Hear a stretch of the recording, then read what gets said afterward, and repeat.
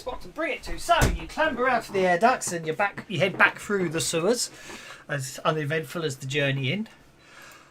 I think our driver was missing, wasn't he? And yes, you find your van. You find your van, and your driver is nowhere to be seen. Oh, Check this van to make sure it hasn't been rigged to blow up. Go for it. Let's have a notice check and a repair check to make sure all the wiring looks good and you thoroughly examine the underside of the vehicle. I could probably lift the front end of the van up so you can get a better look. That's true.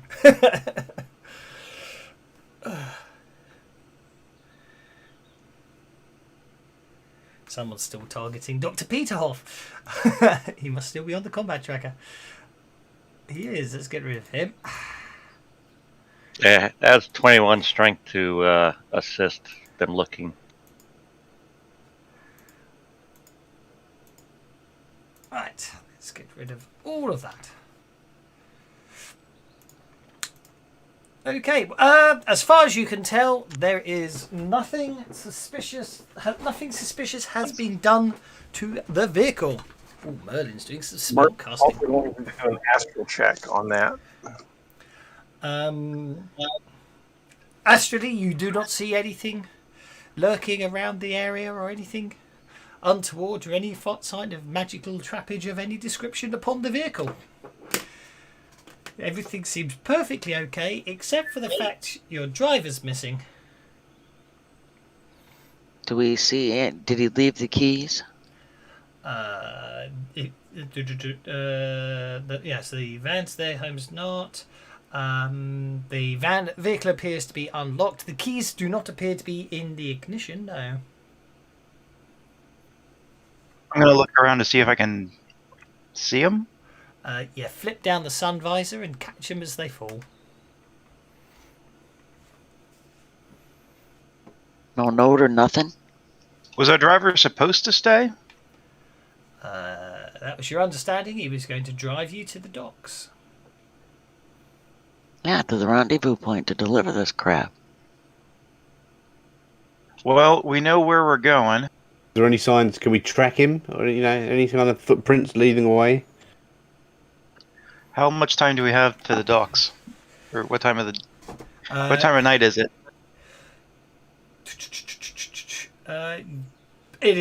Basically, you're going to have to move it quite fast to get to the docks in time for your rendezvous, as it is, yes. Is there any, did we We need to notice go. anything that indicated that the driver left of his own free will, or was... Because when I see, if he left the keys and left it unlocked for us... Well, as I say, you can spend some time investigating that, but if you wish to. How long have we got? Not Get much to the time. dock. We got to get to the docks. Yeah, but how long's not much? 10 minutes or half an hour? No time, really. You're possibly going to be late for the Okay, rendezvous. we need to go to the docks then. Let's just go to the docks and forget about the other guy and just assume it's a trap and we're going to go and spring the trap, as the Jedi say. Okay, so you basically have to drive hard. Bueller has to drive hard to the docks, whipping every bit of horsepower he can out of the van. Well, he's obviously very good at it. At the docks, the security gates are open with no guards in sight. It would appear that I start hacking. I start hacking the local area network. there is, well, again, it seems to be everything seems to be offline as per Biogen said possibly they would do to ensure that it was a non-recorded meeting. Seems, as you say, you scanning. Basically, you do a sweep. You don't find any recording, any of the cameras working or anything. It seems everything's been switched off, so there's no record of you being here. Scanning the darkness, you spot Wharf 114 and steer towards it. At least I hope so. If I can find where I did with them. If I can find what I did with it.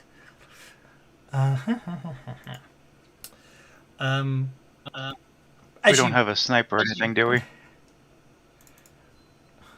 I said healthy paranoia. Once we get close to the wharf, if you guys want to, like, open the back doors, I'll drop out and follow on foot. I mean, I'm not going like a mile on foot, but as you head down the wharf, you notice burned out warehouses and stuff. So obviously, this is obviously not often too used. And if I can't find my map in a second, I'm going to get very knocked.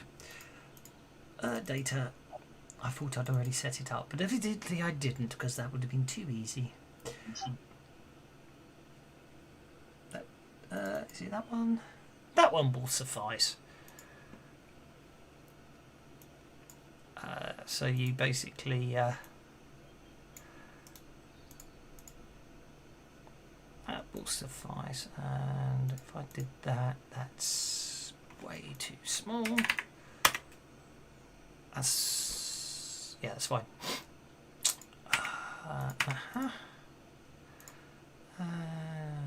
Who knows? We might probably need anything, but why have some fun with that anyway? So basically, yes, you peering into the gloom, you see the container ship, the SS Misha, looming up, and you realise this is the location. You park the van and move silently and quickly down the docks towards the boat.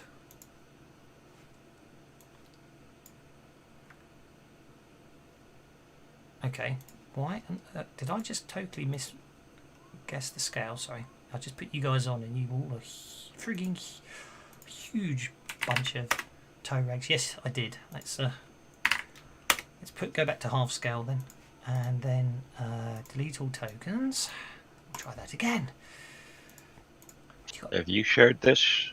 Because I don't have it. Not yet. He hasn't done it yet. I'm still. Yeah, he likes to get us on there and a little confused before he actually shares it. No problem. Just making sure.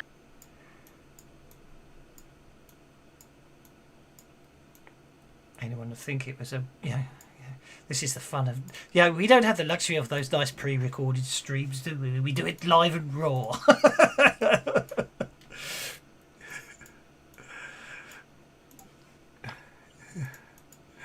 There we go. Let's rename that to The Docks. So there we go.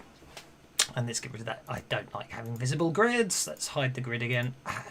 The grid needs to be there, but you don't have to see it, in my opinion. So there's the boat where you're supposedly meeting your contact. In fact, as you if you make some notice checks, we'll see what we can see. That would help, wouldn't I?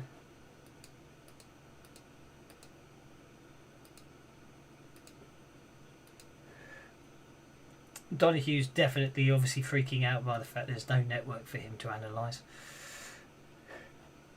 Bueller's just like noticed everything, including the mouse running past at 400 feet.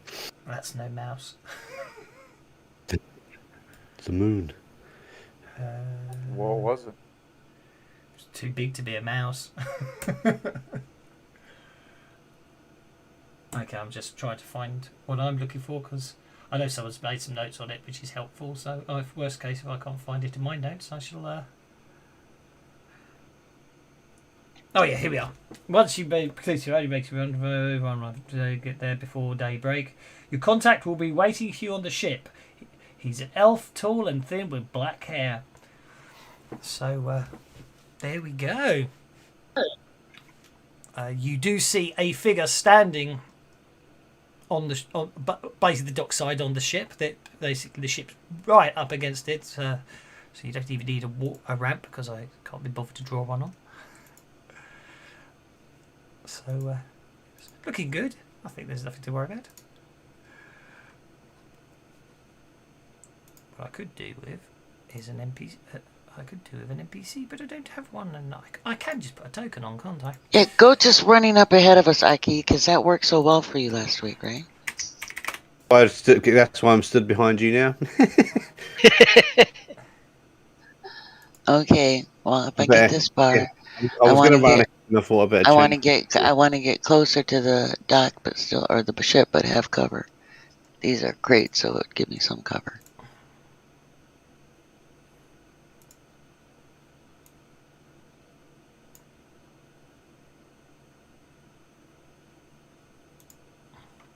think that will let me do it. Probably still have to be in painting mode to move him afterwards, won't I? Oh. That was a bad idea. Let's not do it that way. Well, I've oiled this gun, cleaned it out. Actually, I got rid of the gun and got a new one, a replacement one that's been lubricated and won't jam. Of course. What's the first thing it does, I bet you? If it does, I'm going to take it back to that guy and shoot him with it. Well, that's a little harsh. See if it done to you. Oh, console error.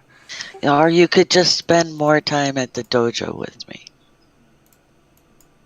I could. Maybe next advance. Oh, it's because it tried to add him as an unidentified NPC. Why did you try and add him as an unidentified NPC? That's really annoying. Okay, let's try that again.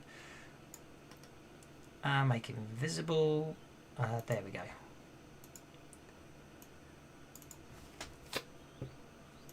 He's just waiting there. Standing there.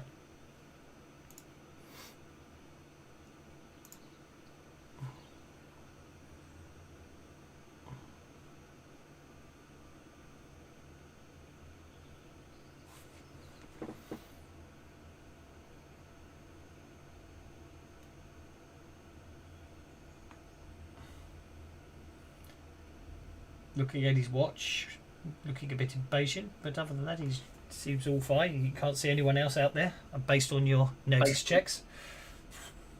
I was gonna say it should be either Buller or Aki probably going up. Well, I'm going to get this close and maintaining cover because, you know, yeah, he's supposed to pay us, but, you know, things can go badly. I will call out to him from here.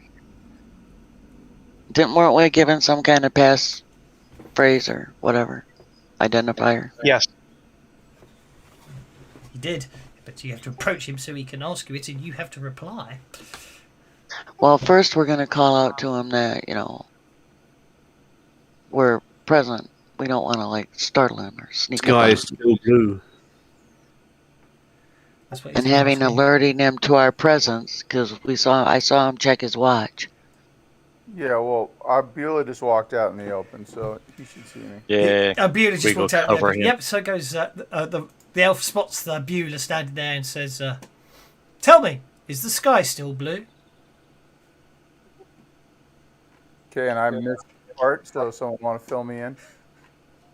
Hasn't been that way since you were a child. Hasn't been that way since you were a child. I'll accept that. Since I was a child. Yeah. Quig just looks up at the sky. Well, remember, Beulah had a bail for his daughter's volleyball, so... That's okay. Don't worry. I've no No, issues. I think it's supposed to be specifically like it hasn't been that way since you, like you personally as a child, not you third person. Since you were a child, yeah. So Beulah says it hasn't been that way since I was a child. Indeed, that sounds good to me. He says, did you? He said, did you bring it? Did you? At which point, I'm going to pause it. That's not what I'm after. Either I've completely forgot to do the second half of this adventure prep, which isn't unlike me, to be honest. Quig was trying to keep pace with Beulah, just be there if he needs help. No problem at all. I need to do it that way, yeah.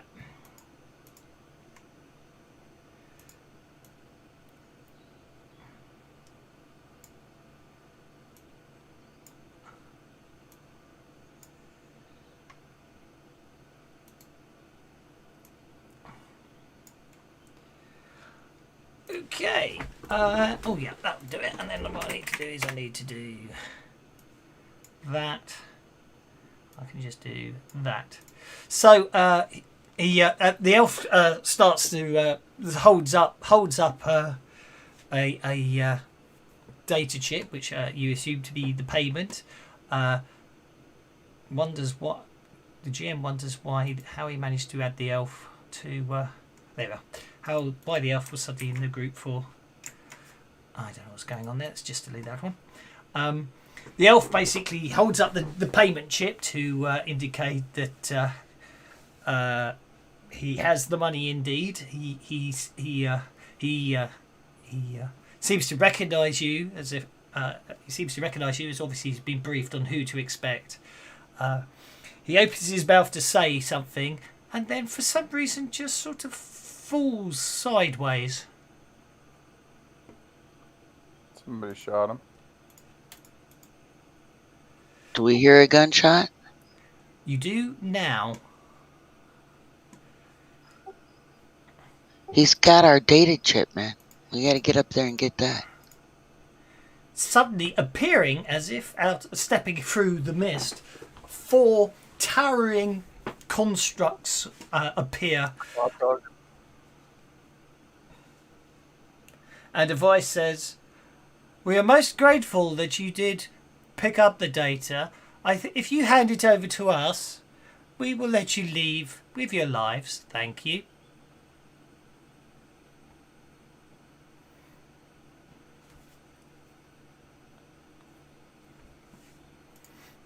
What do you do?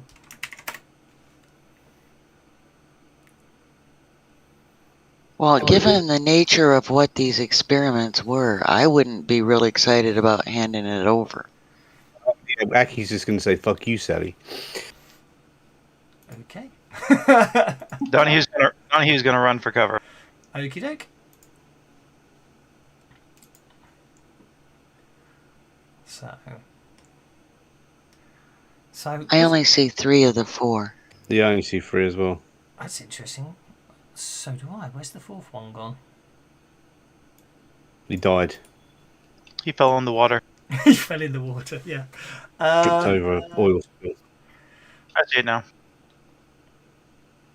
Oh, has he put that one in? Maybe someone should go and Yes. save that elf. Maybe he should. Okay. I'm going to put on hold. That brings us Donahue.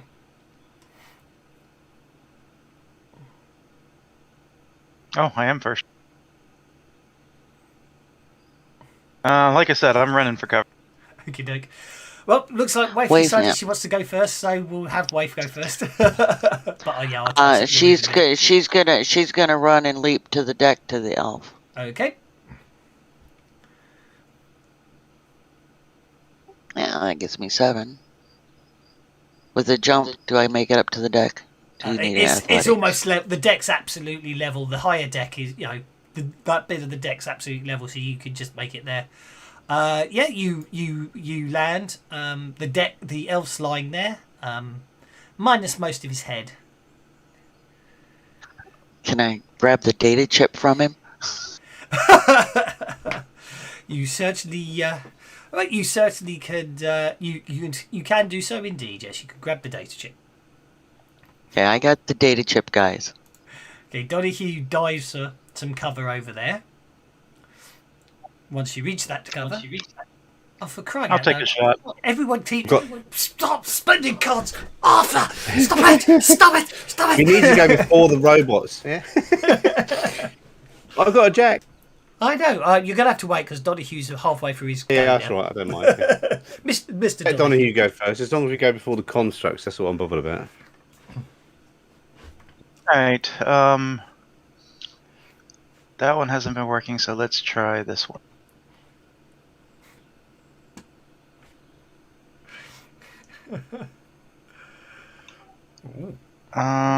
Did not work then.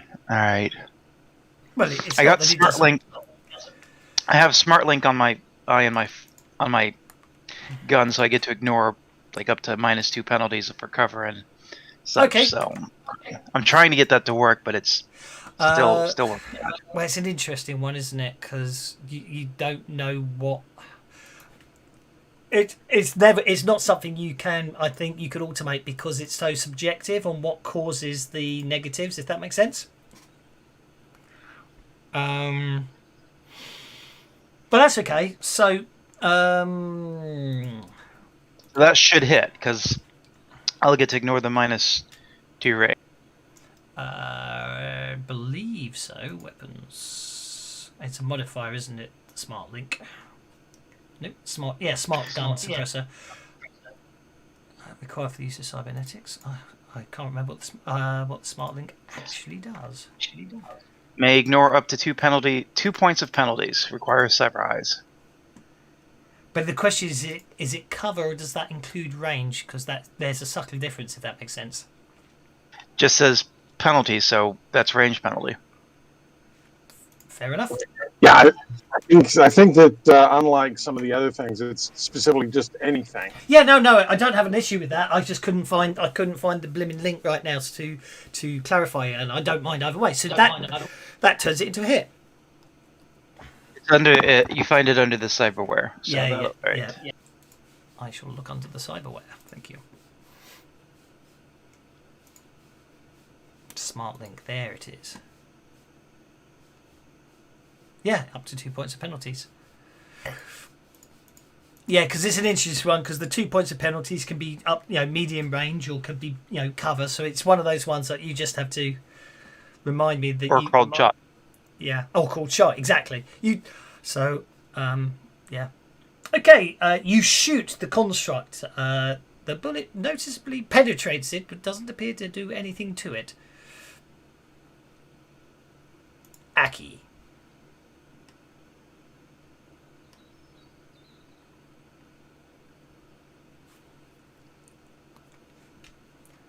I don't know. We lost him already. I'm going to move there. Yep.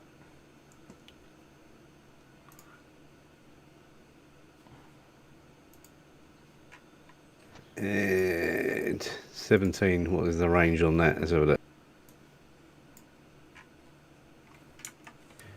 That would be... Oh, they're short range. Yeah. I'm going to shoot him. Go for it.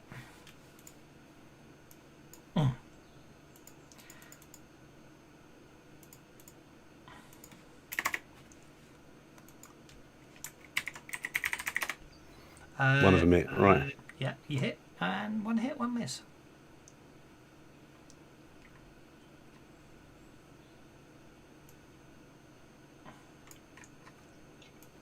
Excellent. That'll do. Then I'll pass. Okay, which brings us to the constructs.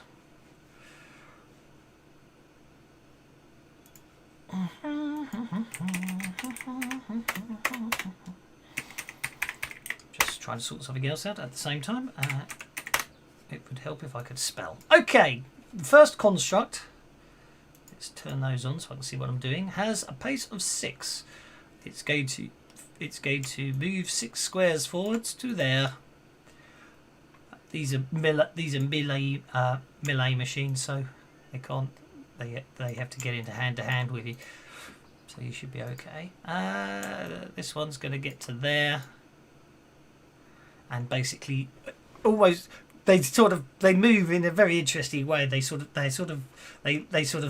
it spots Merlin, and its head stays focused on Merlin as the body turns underneath it. Very sort of Robocop-esque. Robocop, yeah.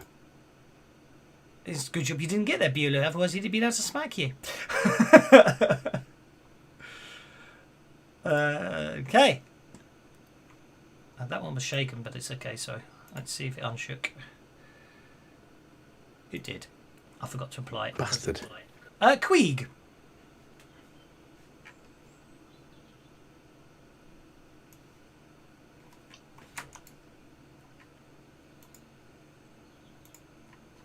I'm going to move there. Does that actually put me within range of both of them, or just the one guy? Ironically, just the one, I'm afraid. Unless you've got reach. Nah. Well, it's the broom. Yeah. That's okay. I'll take him.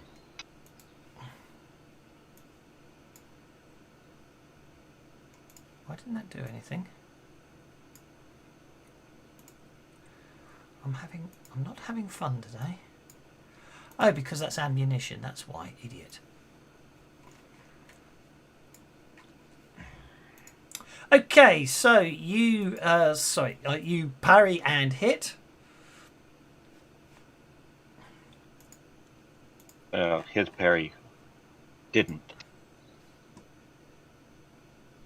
No, you know what I mean. You attacking. Yeah, you're right. Ignore me. Okay, you basically incapacitate the construct, and it Queeg to the rescues. just it Hey, dissipates. keep my buddy alive. Could have used you last week. Indeed. Beulah, do you still want to move to where you'd marked yourself? Too busy cleaning the restaurant up. No. The melon bar. I'll move down. Okay, So you can just bonk that movement. I'll do it again. certainly. I will happily bonk that movement for you. Right, you can just cancel it yourself. Yeah, I know, but I don't mind doing it anyway. It's not a problem.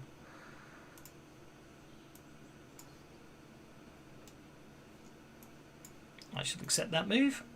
Or no, actually I won't. I'll just completely. I really have an inability to click on those ticks. I do not know why. Did I do something wrong there? No, you did nothing wrong. I have it would appear that whenever I try and accept moves, I always move your characters an extra inch, and then I have to move them back. I have an inability to actually not screw that up. It would appear. Do you need to zoom in a bit more? It doesn't seem to make any difference. I think basically my mouse foo is just crap these days. Is it wibbling around a bit? Is it? So this thing got hit with a shot club. Does it have to make a vigor roll? It should. Yes, it should. Yes, it should do. Just It's a construct. So is it a bigger penalty because it's metal? where it's not made of metal. It's sort of made of mana. It's a mana construct. So no. No. -2. -2. -2 on its vigor. Okay, let me just finish that. You have it targeted. It does a -2 on its vigor. I'm afraid it withstands the shock.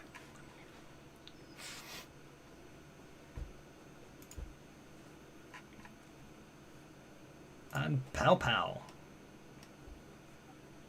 It's not here. He's not here. That's fine. I was thinking he was quiet. Merlin! I shall... Wizards in front! Wizards in front! This is not good!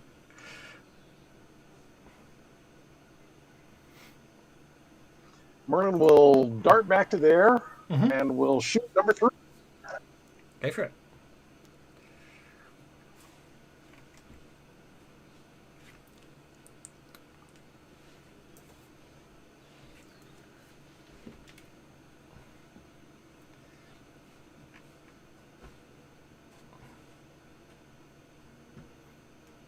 He's panicking a lot, and he's obviously not taking time to. He's way too panicked to. Oh my god! Don't. No worries. Second round, and the Jokers are going wild for the bad guys. Huzzah! Okay, the Street Mage is going to. He's been on hold, so let him get to see what he can do. No, Street Mage. No, that fails. That takes it down to 8 power points. Okay, Construct Sentinel number 1. He will melee attack Beulah with a Joker bonus. Hitting, I suspect, with an 11. And then he's going to smack Beulah very hard. Oh dear. Very, very hard. Very, very, very hard. Ouch! Guacamole. That's a really heavy hit. I assume you're going to attempt to soak some of that damage, Beulah. Make that vigor check.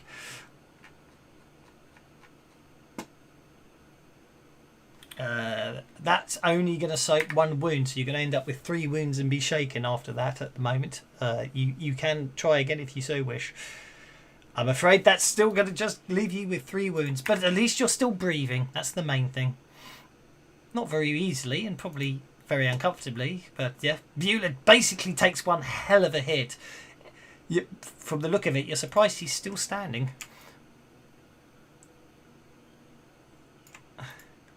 See, I can't even accept my own tick movements. Mind you, I could just use the cursor keys for mine and then I don't have to do that, do I? 1, 2, 3, 4... 5, 6. My cover's ruined now. What did you Queen. do that for? I'm not happy seeing my friend Beulah get hit like that.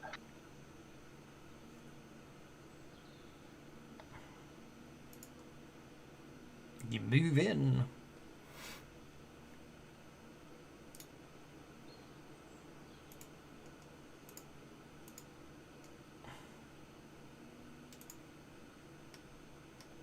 Oh, that's a good gang up. Some Queen comes charging in. Clobbering time. Indeed. That's a shaken. And I'll shake. It's enough to let Beulah get away without taking an attack of opportunity, of course.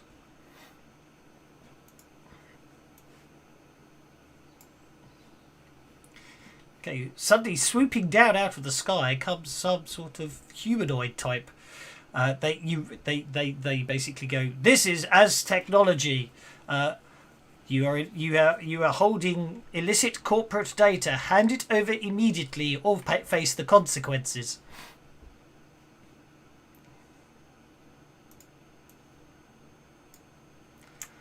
Bollocks.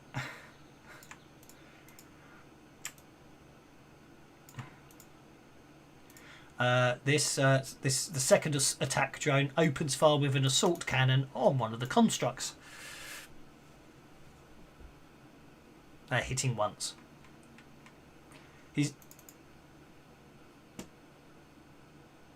I did the wrong damage there. Let's try that again, shall we?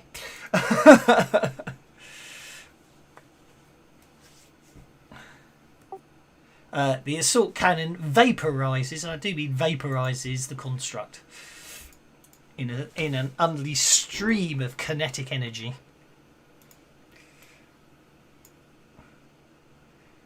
Aki. These appear to be heavy, full, basically military technology grade assault drones. These aren't normal. These aren't the normal nice corporate stuff. This is the military grade stuff.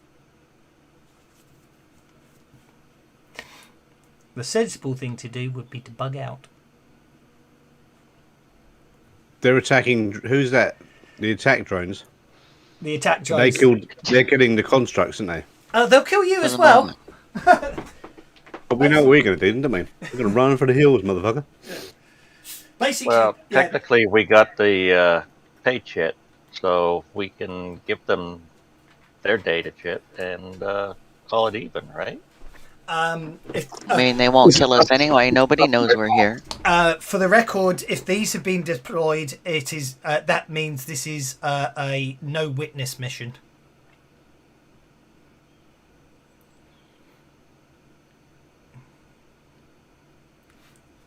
So even if you hand it back over to them, they will kill you anyway, because basically you're witnesses to the fact that you got into their facility and what you saw there.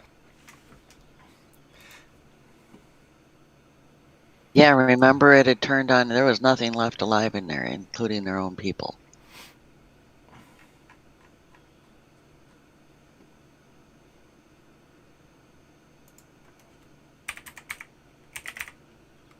Right,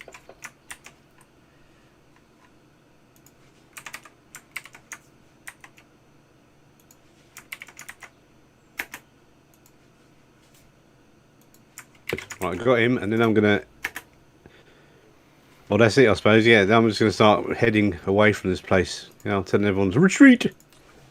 Okay, you take out another one of the magical constructs. Who's next? Attack drone number 2 is next.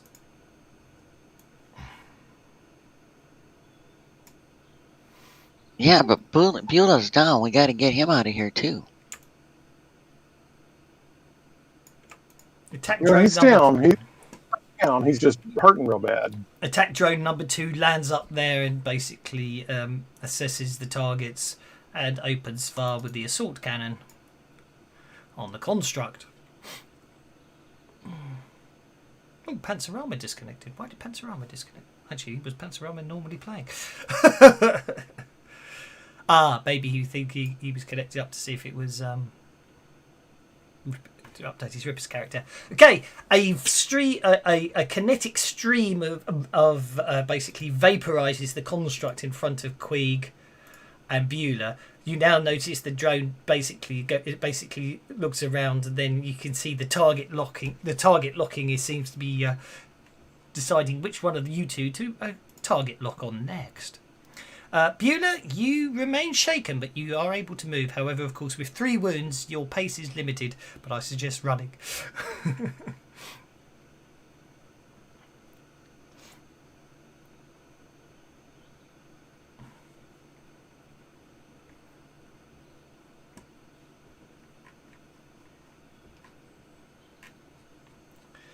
It's 5 inches.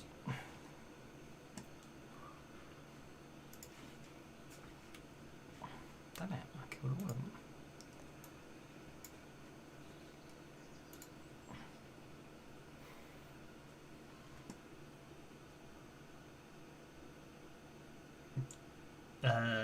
Your total run at the moment's 5, I'm afraid. Yeah, I know. So I won 3 and then won 2. It showed it as 8. That was why I got confused. The only problem with that is you're running towards the things that are trying to kill Towards you. the drones, Beulah. Run towards us.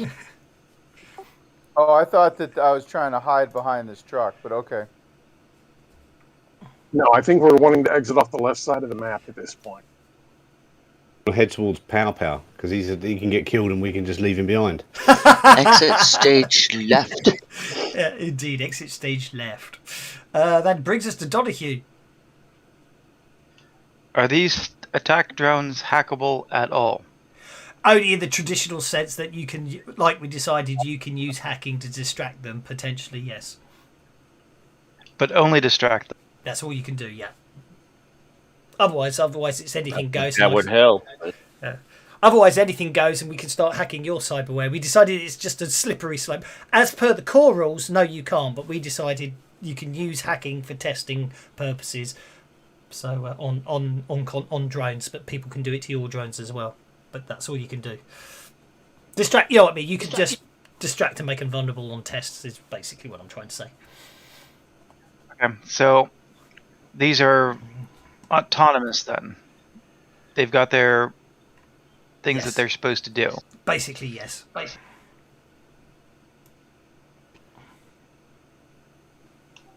Oh.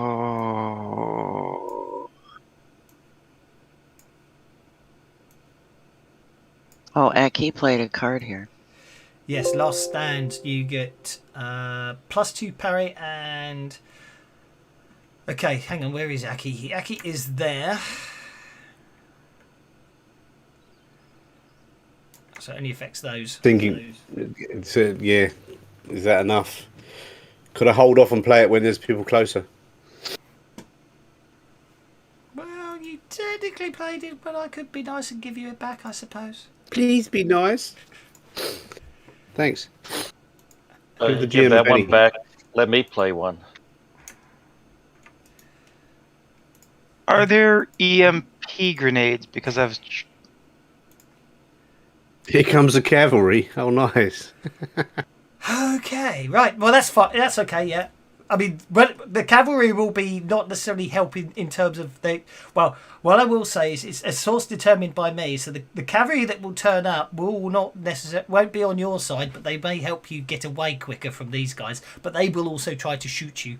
So yes, here comes the cavalry. Okay, no problem at all. As long as it provides more targets for the drones. Yeah. Exactly. EMP grenades, I do believe exist. Yes. Okay, because I couldn't find them, so I was trying to see about Maybe they don't. what they did. To be honest, I suspect again it's pure trappings. You have a grenade, don't you? And you can have it basically affect electronic equipment better. Let's have a look. Is there any EMP? No. They'd just be standard grenades, to be honest. I would say, if they were vulnerable to them, it's a trapping thing. I'd say so. They probably exist, and you can use them, and you can always try making some later.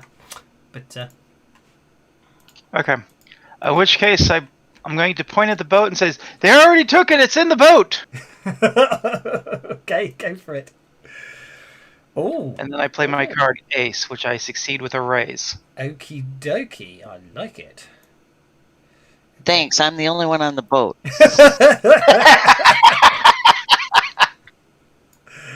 I said in the boat, not on the boat. Okay, what I need to do is I also need to do that. I need to take him off hold. I need to ungroup him. So he's on his own card, and I'll put him there. And there we go. And then suddenly... also, the other thing is, interesting enough, I mean, it's typical corporate technology stuff. 4 more of these constructs suddenly appear in the middle of nowhere. Each one of them's basically got oh, where is it? I've lost track of who these ones are.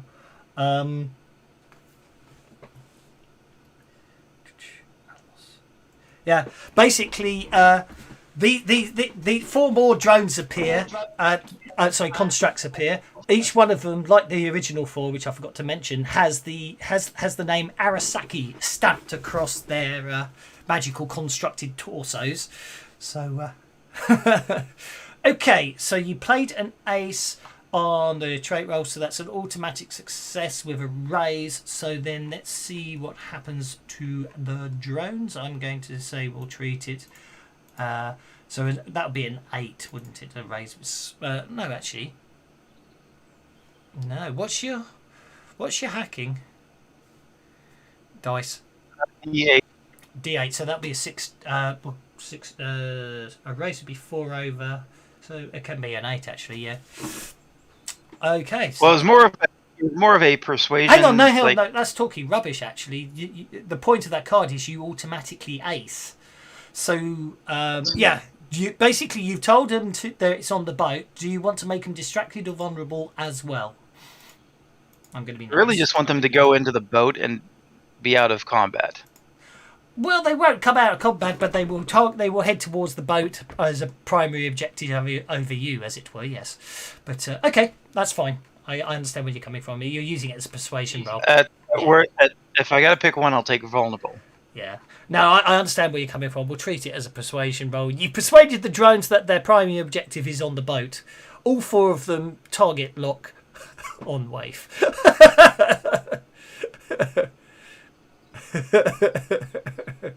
There you go, Waif. I've drawn an exit plan for you. Okay. Have you moved yet, Mr. Donahue? Oh, you're running 10 inches. Yeah. Oh, you threw me because you used pointer rather than movement. That's what threw me there. There we go. Mr. Donahue starts to exit stage left. Merlin. Oh, I just lost the table. Good for you. Well, Donahue, how far away? No. Okay, it is time for Merlin to dump some PowerPoints here. Time for Mage Armor on everybody. Oops. It's that one. What's your smarts? D8? So Yes, I am having to do the range. yeah, that's absolutely fine. It's the dumping PowerPoints. Like I said, dumping PowerPoints. You did And of course, we're doing the Shroud and Hurry on everybody as well. okay, which makes them -2 to attacks. So Merlin's shield effect. I think you should be able to see it under effect, but I can click it anyway, so that's okay. That's successful. So bang, Merlin's shield only applied to Merlin. That's annoying. That doesn't work the same way as the other one does. That's a shame. Hang on. Let me think. Oh, it's not letting me do it that way, is it? Oh, well. No, it's okay. As long as we know these things, we don't. It's okay. We've got an effect set up for it. Merlin's shield, Merlin's shield, Merlin's shield, Merlin's shield. That's everyone with Merlin's shield. Wonderful stuff. Are we allowed to share our adventure cards with other players? Yes, you can definitely give adventure cards to each other. Yes, you literally drag the card and drop it on their portrait. I got one from Merlin then. Yeah, and all he has to do is give you one back. Just give you a card. Does he have to? He has to give you a card back. Yes. Oh, then you can give it back if you can't No, afford no, it. no, or no. What I'm want saying to. is, Once at the you end of the day, if you give him a card, Ah. he has to give you any card back of his choosing. From, you know what I mean? The idea is you always only have a certain number of cards each of you can have based on your Right. level and edges. But so, you know, when you give someone a card, they can give you the card back. But yeah, all of you can share your cards. That's the whole point. And we're supposed to have 2 at this point? Unless you've used one. Yeah, you get one for each rank. Yes, you get one card for each rank, but you only get one play per game unless you take the Destiny's Child edge, which gives you a second play. So what will happen is you can see how many the number of cards you get. Oh, it shows in the adventure cards, but there's a little card icon up, you know, just to the top left of the adventure card thing. That shows you how many card plays you have left. Okay, Waif. You notice these... Waif's got the pay chip, so she's out of here whatever happens. Okie dokie. Go for it. That gets her, and she's gonna get off the ship and then just run along the edge of the dock. Okay. Wait, I can't see 11. I got 2 more. You do not Just need to make wait it for your there. turn to play a card unless the card has stipulations of when it can be played. Adventure cards can be played at any time. Okay. Yeah, because it says you hear it instantly recover. So, Beria, you instantly recover 2 wounds. And you automatically unshake, so that puts you on 1 wound. Nicely done. Okay, running onto the docks. Oh, yeah, I'm glad he turned that off, actually. I don't mind having to turn them on in Vegeta. Are a bunch of Aztechnology... running onto the docks are a bunch of Aztechnology soldiers. They target the Construct Sentinels, as the drones are now basically been told to... have basically fallen for Donahue's command and are basically... having a primary objective of heading to the bridge. The boat. Take it to the bridge. Yeah. So gunfire. Oh, I'm sure the ship is on the bridge of the boat. I'm sure that it is on the bridge of the boat. Yeah, good call. I like that. I like that one a lot. Okay, we have a hit on a construct. Okay, I think this might be a dead construct. No, it's a shaken construct. Wherever the constructs are. Your cavalry's not necessarily going to last very long. Another gunshot, basically rapid. This whole dock went from being quiet and peaceful and empty to just basic absolute carnage in a mere matter of seconds. A magical construct advances over here and attacks the assault drone, hitting with a raise.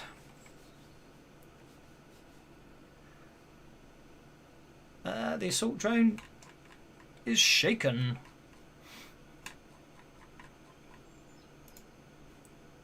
Well, next. This one's going over here.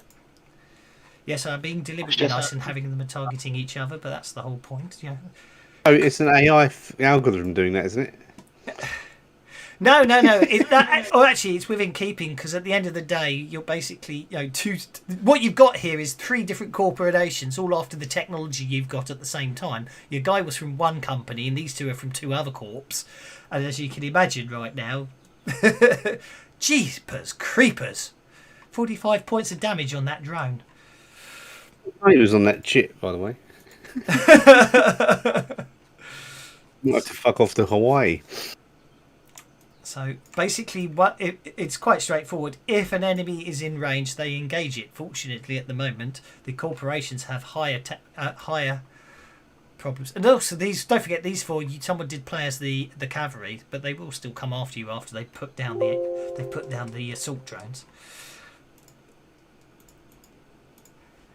Oops. Okay, and that brings us to this shaken construct who has recovered from being shaken. Unfortunately, you guys are closer. He's going to melee attack Merlin. Missing. New round, I believe. So what happens here? Wave gets to go first. She's got the pay. She's out of here. Got the pay, but not the pace. She's gonna angle this way. I can't read my one more.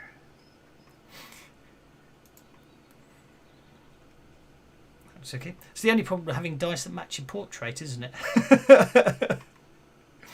Yeah, but it's more fun that way. I'm not saying it isn't. Oh, she hasn't got a shot at anything. Since she ran, I could take a shot. It would automatically add it, right? Yes. You could have a go. Yeah, I was going to say, you can have a go at that one. You hit it. Mind you, it looks like you double-clicked the run so it didn't factor it in, but with an 11 it doesn't matter. You shake the construct, which will allow Merlin to escape. Without an attack. A free attack upon him. Okay, Construct Sentinel number 3 is attacking one of the assault drones. I must be, these assault drones are tough cookies, except when these things hit them. Bloody hell, look at that go.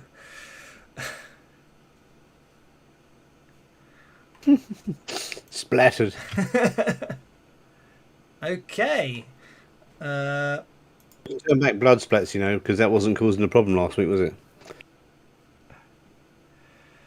No, it wasn't, but it's only it causes fun and games with targeting, doesn't it? Okay, this attack drone over here flies over the head of Queeg and Bueller, ignoring them with its new primary directive given to it of it's on the boat. It spots the elf's body and basically opens fire on the elf, shredding the already dead elf corpse. Queeg. I am going to run, and if I get enough, I'll hit that construct on my way past. Oh, I thought you were for a second there, but It close, but no cigar. I must admit, the way it rolled off that 6 was very strange. Maybe your chat window's smaller than mine because it sort of went halfway up and then bounced backwards. So, Yeah. Yeah. It's very weird. In the old days where you couldn't resize the chat window, it meant everyone saw the dice bouncing the same way. But these days, I've got players where their dice roll off the top of the screen because their chat windows are bigger than mine and other people's are smaller. So it's very intriguing these days. Merlin, that you basically duck. You duck the blow of the sentinel and then Waif's gun fast staggers it, giving you an opening to evade it. So you do. That brings us to Aki.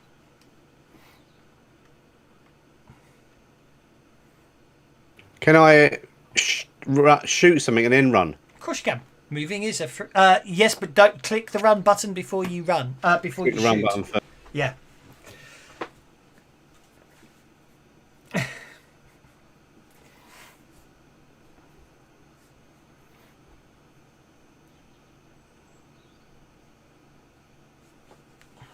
In fact, what you can actually do is you can it's not like 5th edition where it's you do one action then the other action. At any point along that 11-inch run, can you stop and shoot, or engage in melee? So you can literally run up to someone, hit them, and keep going. But you did miss. Yeah, I've missed twice. But at least you can move your 11 inches of running. Run, Forrest, run! That brings us to Mr. Donahue, who hasn't appeared to have got Merlin's shield activated, which is wrong. He certainly should have. There we go. Sent you a message real quick. I may have got to as I usually would.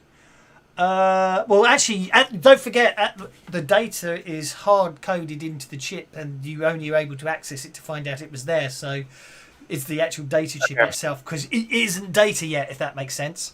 All you did was you basically hardwired it into your deck to prove that you've got it. So at the moment, your deck is the only way to access the chip, if that makes sense. Also, I have the chip. Yes, you physically have the chip. It's hardwired into your deck at the moment.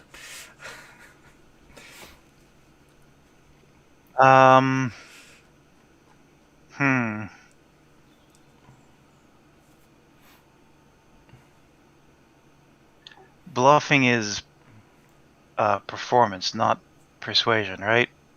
I think you can use either, really. You're persuading someone that what you're telling them is the truth. I don't see why you can't use persuade as a test.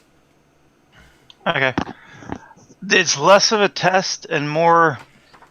yeah, I know what you mean, though. Yeah. I want to basically, like, fake a stumble, drop a data chip that looks similar, and then keep going like I didn't notice. Okay. Yes, I think strictly speaking, you're right. That would be performance, but I don't have a problem. I'll let's say use athletics to see how convincingly you can fall over and not make it look like a deliberate fall. How's that sound? Like, I wish I was using a different skill. Or not. I'll take that. I'll take that. Yes, Amazing what fear for your life can do for your performance skills, right?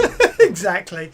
Yeah, you manage. You basically you remember all those basic bits of information Wave gave you about how to fall without hurting yourself and everything like that, and you're able to do a spectacularly convincing pratfall without injuring yourself. You pick yourself up and start running again very convincingly, and leaving the data chip behind, and it looked perfectly natural.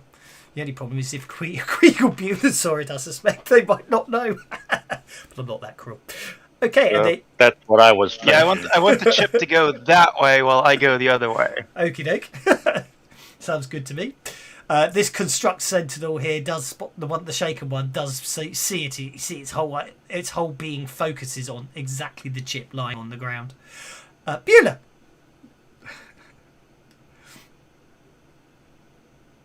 Beulah's gonna run. Okay. Go for it, sir.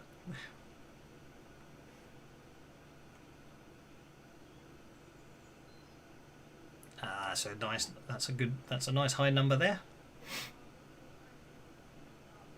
Pretty much almost the best you were going to get, really, with your injuries, wasn't it?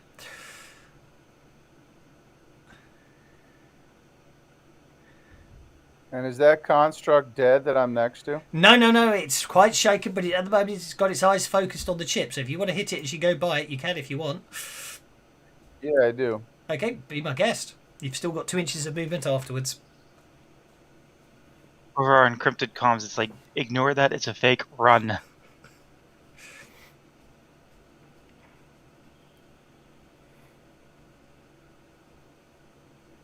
Okay. Not the construct, not the construct of me. I'm going to have to give you both pennies for that, because I was just thinking the same thing. You can hit it if you want. As you sort of basically start pulling back your shot club, he's going, no, you can hit the construct. You can hit the construct. Oh, okay. He told me on. Okay. Yeah, don't worry. I thought that was brilliant. I'm giving both pennies for making me smile there. That's okay. You sweep out. You're obviously distracted by Donahue's. Oh yeah, by all means use the penny I just gave you. Obviously distracted by Donahue's. Don't hit it as you're trying to hit it. He puts you off, and you basically pull the blow at the very last second. A bit confused as to how a construct's fake, but anyway, this construct here advances towards this soldier. I think this might be a very dead soldier here. No, he dives to the side, avoiding the problem. This soldier here advances to there to get a flank on the construct and misses. Gunfire everywhere. This soldier will do the same. They're trying to basically catch some good fields of fire. That looks like a hit to me. ineffectual, lots of gunfire and all sorts of stuff. Let's just get these out of the way nice and quick. Miss. Miss, come on. No, that's a hit. That's going to be another one down, I think. It's shaking it. Okay. And the next. He wouldn't have seen you. Oh, actually, he would have seen. Maybe he saw. I'm going to say he sees the data chip and he sees his opportunity for glory and promotion and everything else, and he literally We've got his data chip tucked in a pocket somewhere, nice and tidy and safe. We're going to have a data chip stuck to their forehead. Okay, this guy is basically. Well, he's a bit stuffed there, so he can't do much. Okay, so what we have now is someone who I can't see where they are on the map anymore. They must have disappeared off. I seem to be able to delete people off the map rather effectively today. Okay, we are going. Skill. It is, isn't it? It's a great skill. From out of actual nowhere, a bolt of magic hits the assault drone in the back.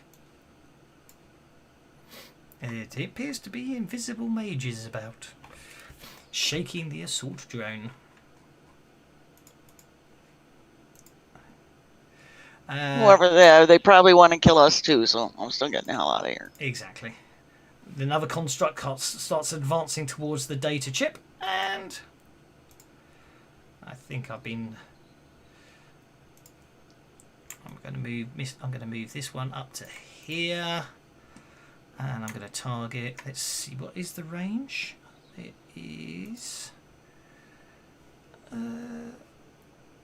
powers. Range of smarts. That's a range of D6, which means Pow, who I didn't realise was still on the map, is out of it. But that means Donahue, Aki, Merlin, and Waif are in range of the mage. You can't even see. The invisible mage. Well, he is actually, because there's a nice the invisibility tags have been added in, so invisible now applies penalties to hitting people, which is rather nice.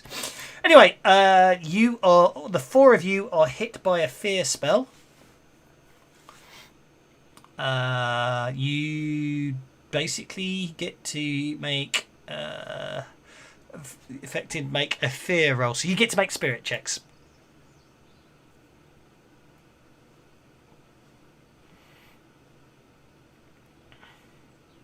Fear spell, you say? The only thing Waif is afraid of is dropping the paychecks. Okay, looks like Beulah and Merlin are in trouble. Eula's not in it. Beulah's not in it, so he's okay, yes. I was only because Beulah made a spirit check, it threw me. Spend a penny, Merlin. He already did. Okay, Merlin, basically... Merlin has spent so much time in melee that fear is just like kind of his natural state at this point. So, okay, Merlin, I'm afraid you are now panicked. So you immediately run, which is good actually when you try to get off the map.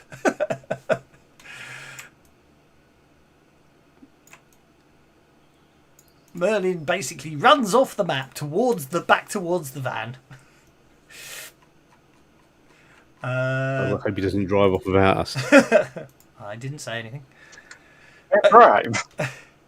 The construct sentinel unshakes, ignores Beulah, steps up to there, bends down, picks up the data chip, and then basically starts moving. That's 3 inches to there. Then starts basically moving back away from you all. Oh, wait a minute. He goes past Quig. He gets free strike, doesn't he? First strike? Had you engaged it in melee yet? First strike, even walk. Oh, first strike, it gets does, to swing at him. yes. Sorry, first strike. You did say first strike. I just wasn't paying attention. Yep. Yep. Yes, you most certainly get a chance to first strike him.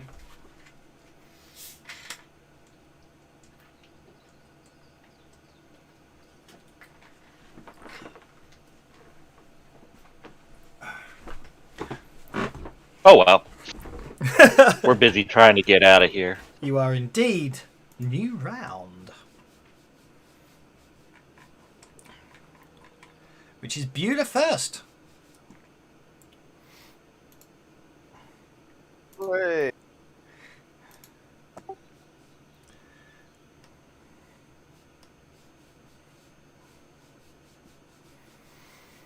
Oh, that 6 was so elusively close there. Story of my life today. Cheers, rather. Don't like seeing you without bennies. Have a benny for making me smile by nearly getting one. He's running and he's out. Did I just run into the fear circle, or is that like a? It's an instant spell. It's an instant spell. So yep, you're fine. You run to there. If you tend to melee stuff, don't you, rather than do anything else? So yep, no problem at all. That brings us to the magical construct down here. He's basically smacking the doofus out of this poor Aztechnology soldier. Oh my word! When these guys hit, they hit, don't they? You really don't want, yeah. I think you really don't want to pick a fight with these Arasaki constructs unless you're ready and prepared for it. That's for sure. Okay, that brings us to Wave.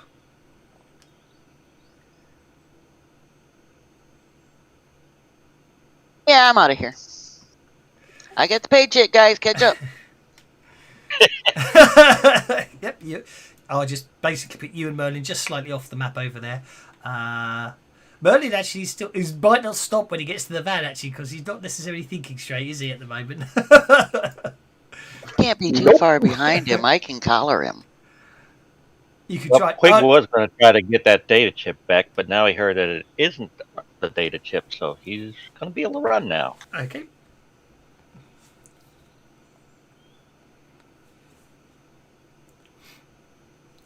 Quig could go for a run.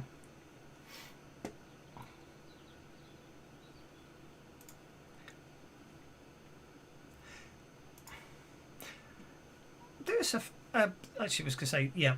Can you just try attacking him out of interest for me, Quig? I'm just curious if it works, or if this is whether I've updated. I can't remember if I've updated or not. No, that's fine. I'll need to check it. I may have got the functionality wrong, because basically when you're invisible you should be -6 to hit. It That wasn't there, though, was it?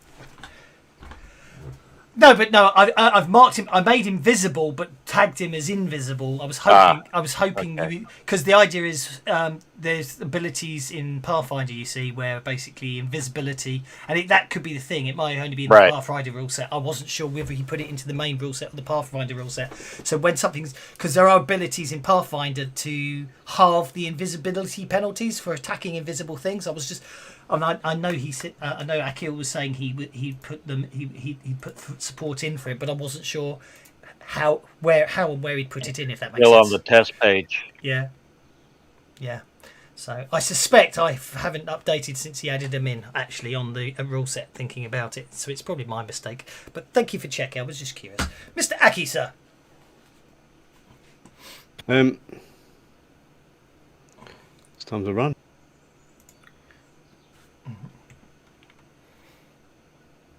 Okay, that you are down. Grab Merlin. Well, you have to catch Merlin first. He isn't necessarily running in a logical manner right now. I am not going to worry about anything until we get to Merlin. I'm just gonna. Oh, that's interesting. There it goes. Merlin? No, Merlin's still running. Merlin, you see the van up ahead as you start. Basically, your first thought is you're going to head towards the van. Suddenly, a spotlight illuminates the van from out of the sky, and basically, all you see is tracer fire streaming down from the sky, and they then basically hear the whomp as the van explodes. You decide that maybe going a different direction is a good idea, and basically. Plus, I'm hearing all these feet pounding up behind me. These guys are still chasing me. I am out of here. Exactly. You suddenly decide that the best thing to do is probably lose yourself in the maze of warehouses. And you basically literally suddenly turn away from the exit to the docks, which you can see does appear to have growing numbers of Arasaki forces forming up on it, and you decide that hiding in one of the empty abandoned warehouses might be a better bet.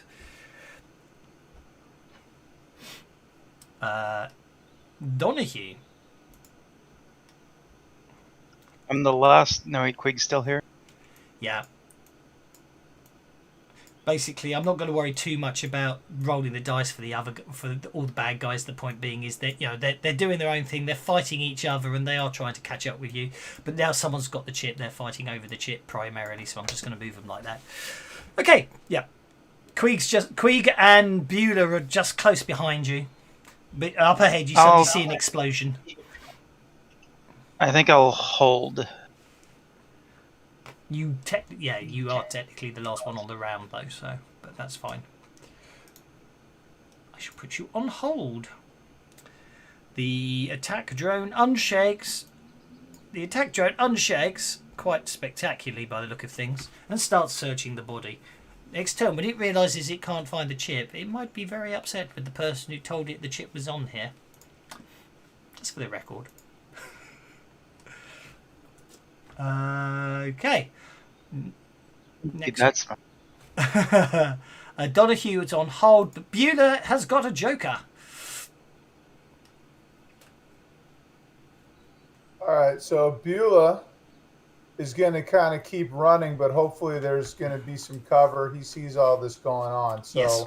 He'll be able to get off of the map here, but get into the warehouses. Yeah, basically, yeah. So yeah, yeah.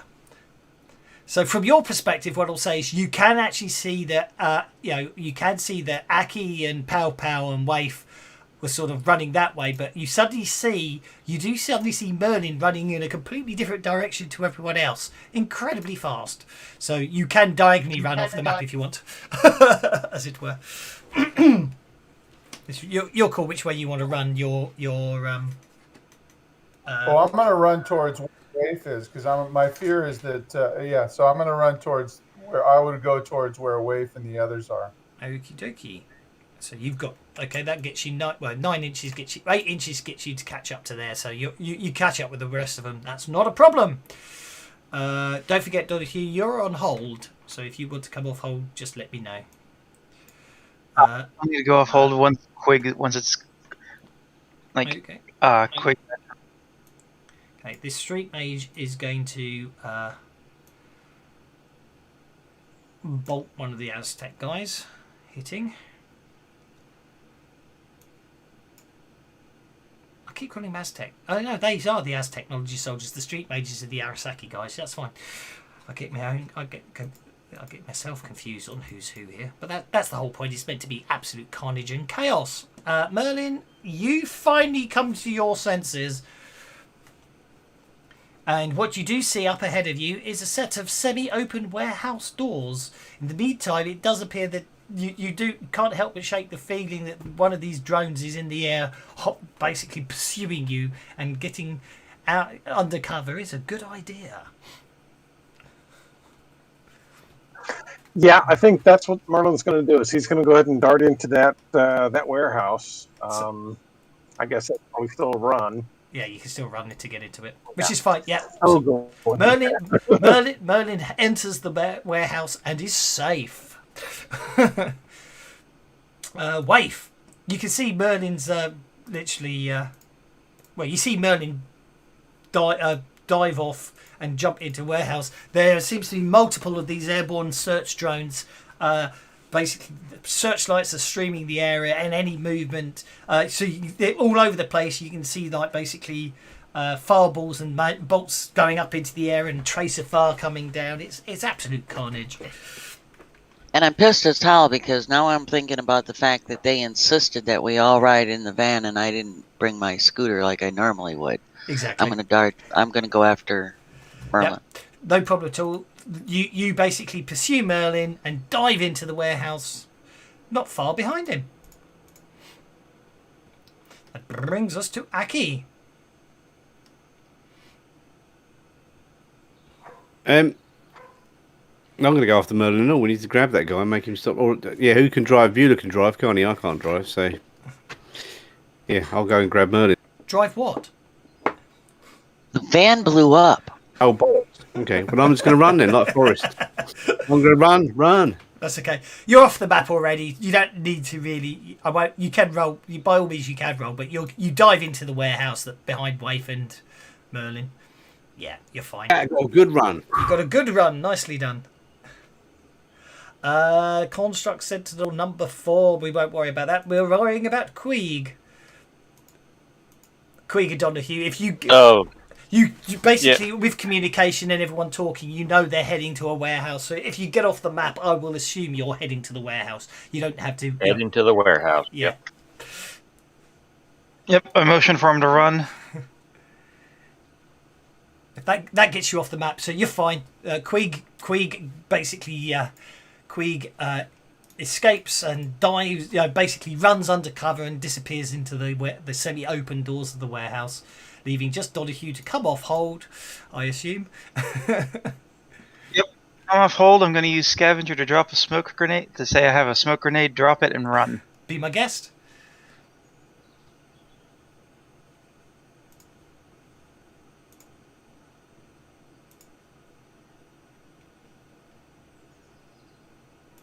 Okay, no problem at all. You everybody has successfully evaded the carnage. As I say, basically the inside, you all inside the warehouse. The interior is dark, except for the occasional bursts of light from searchlights and the explosions still coming from outside. Let's delete How did you delete us all off the tracker? Oh, it was just me. I was just tidying everything up.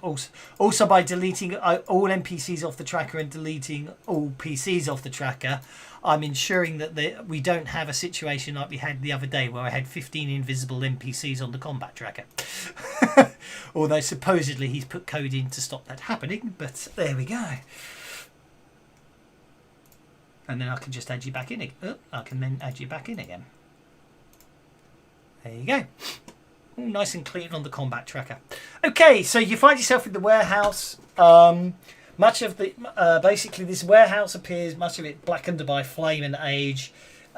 You get the impression that obviously it's not the first time there's been this sort of activity down here. Once you sort of you happily you get the impression for just for a little while for now you're probably safe. And you've probably got enough time to have a look at the Bueller's injuries, if you want. Or you can press on. It's really up to you.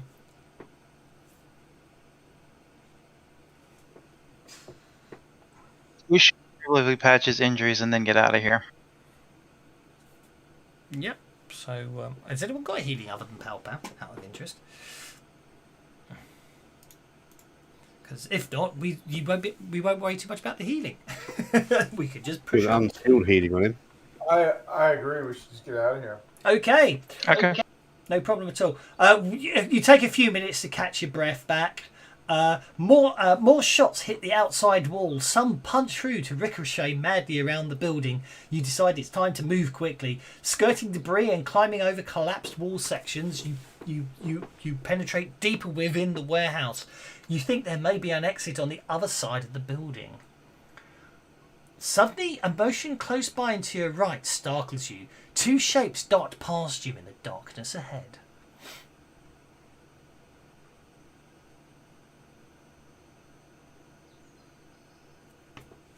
What do you do?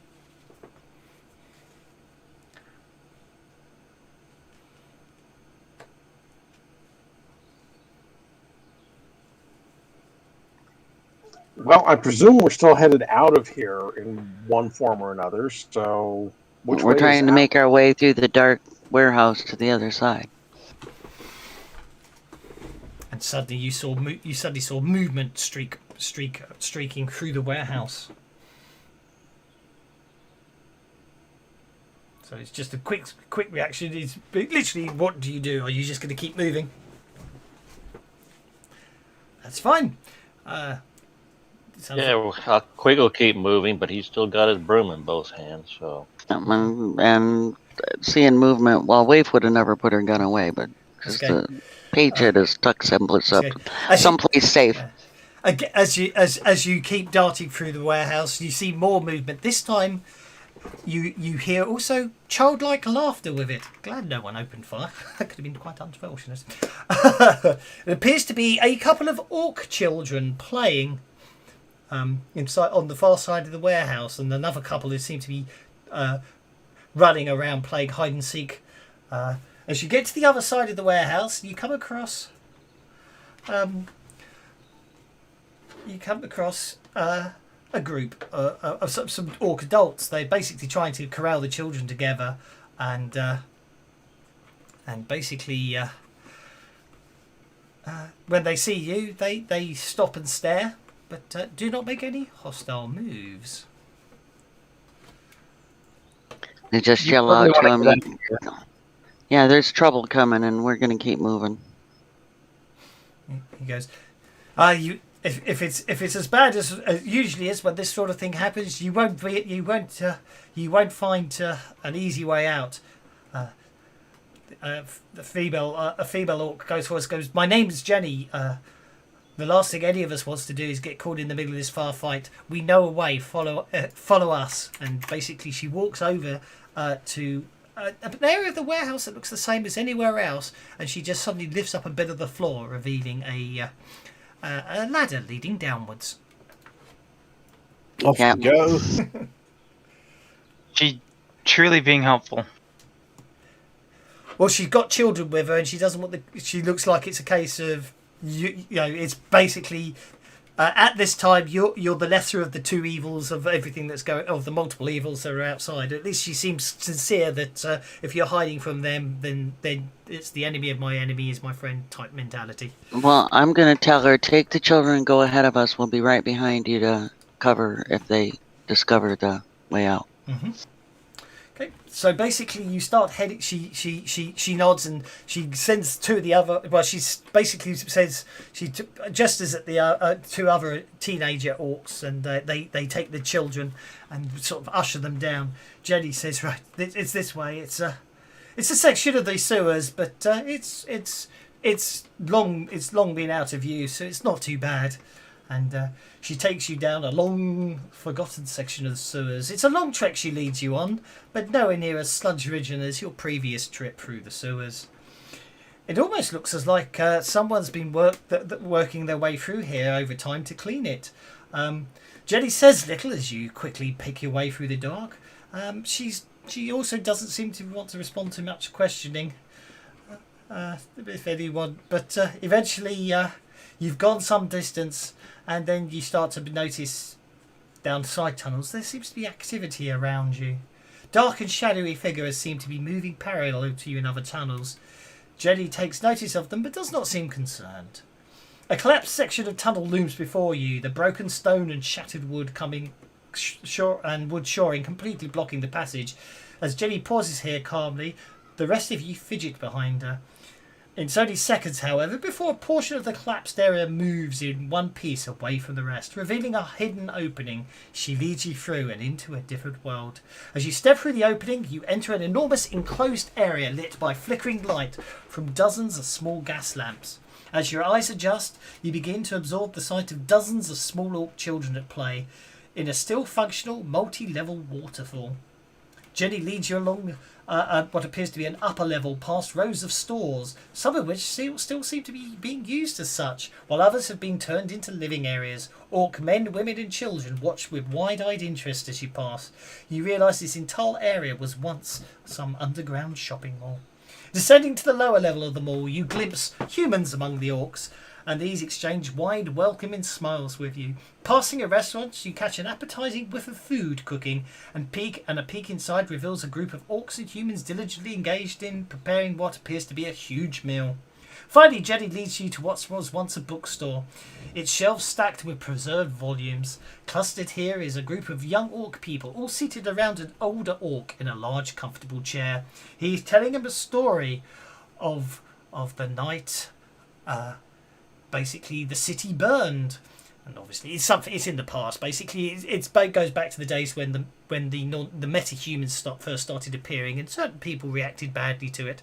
But anyway, so basically, she says we should be safe here. We'll.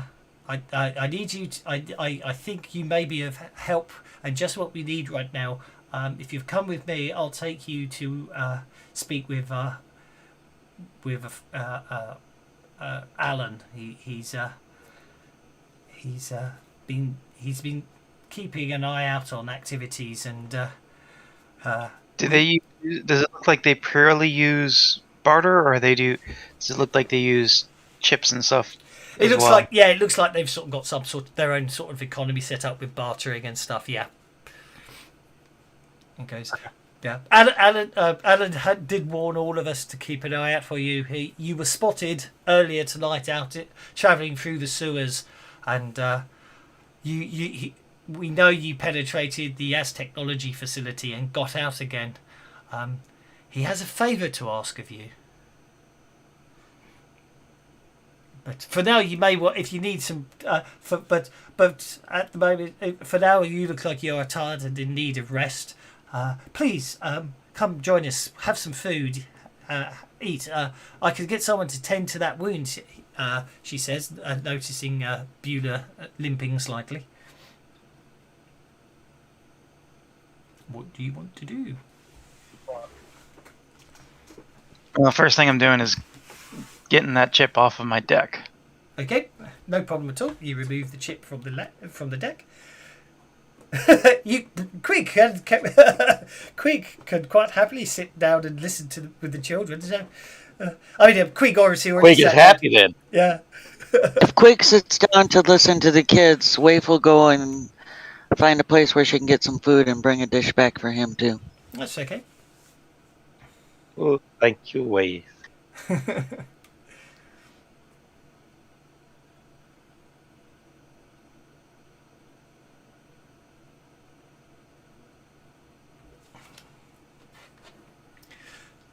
No problem. So basically, Beulah, someone comes over and tends to your wounds and gives you, basically applies some poultice and gives you a couple of painkillers, and you're not feeling too bad after this. Right on. Thank you. So, okay. While we're waiting, Yep. if they leave us alone, I want to talk to the others about. First of all, we got the chit, but the guy that we were supposed to hand it off to is dead. However, the guy, we know where the headquarters were, where we met, and were assigned this job in the first place. I don't want to go back there. We were set up. Well, But don't forget the windows were tinted, so you're not entirely sure where you met him. well, Donahue, is there any way, because Donahue is loaded with all kinds of cyber crap. His stuff might have picked up direction, etc.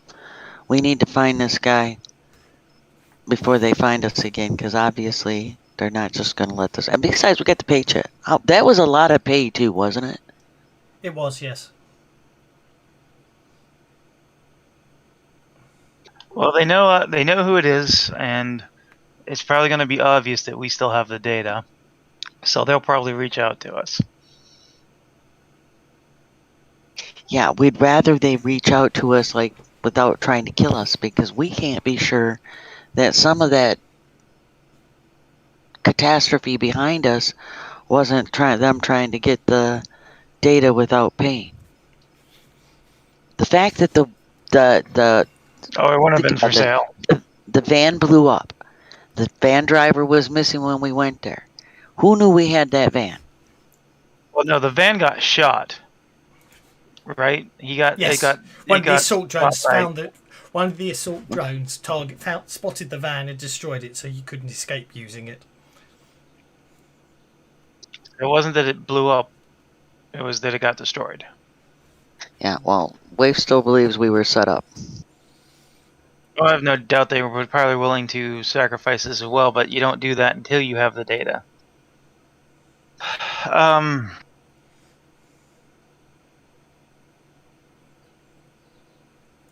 not sure it would have been possible for me to actually keep track of what was going on. I don't think unless I can have like a GPS unit. I probably don't have. No, you're pretty have much you're pretty. As it stands right now, you have next to no idea where you are, as it were. This underground mall is not anything you recognise of her. You're aware of. It looks like it looks quite old. It might even be last century. About seeing where about knowing where we got taken to. No, that was the whole point. That's why you had to. That was very much why you had to go in his vehicle and you couldn't take your own bike. And likewise, when they put you in the van again, you couldn't see where you left to get to the sewers. It's very much whoever's behind the job is very much wants to keep their location unknown. So that was their only problem. Yeah, that's what I figured. Yeah. Now the page hit, if I give it to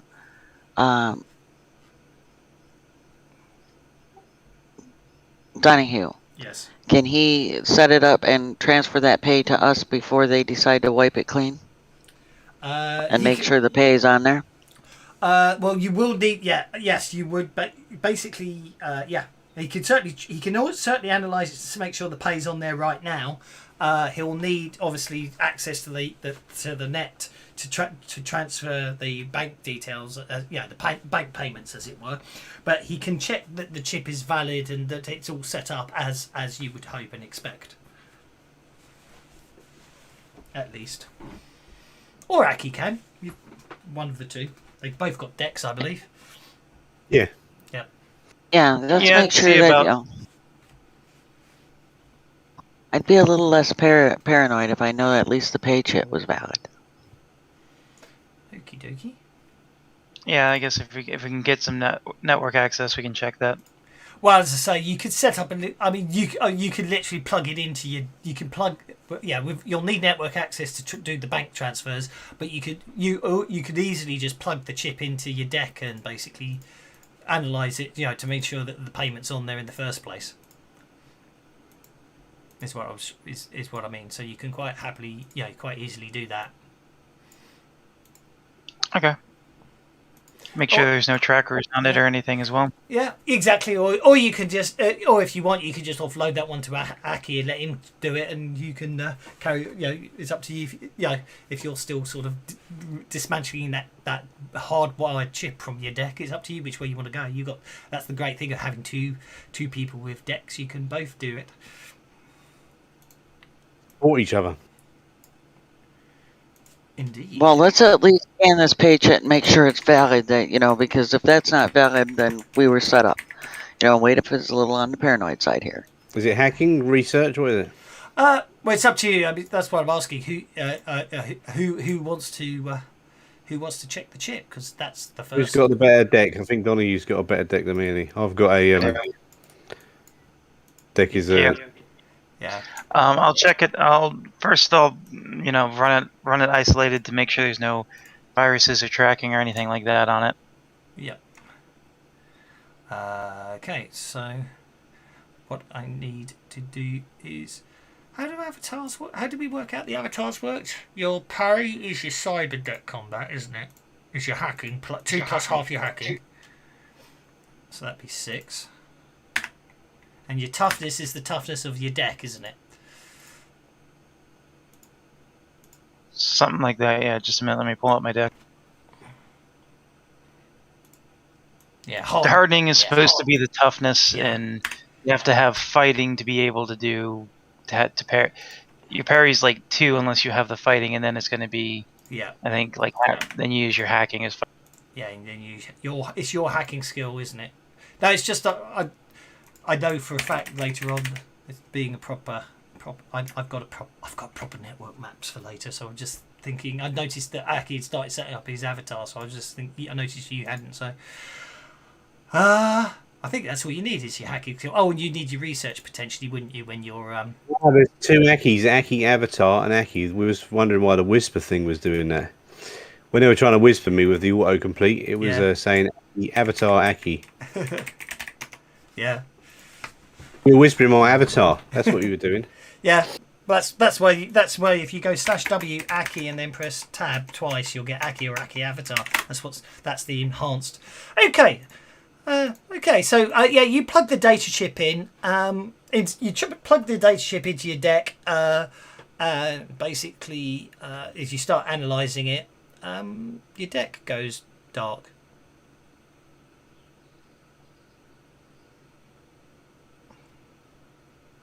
Am I not giving me a support roll or something? What was it? I didn't even get to roll. He just said it went dark. Yeah.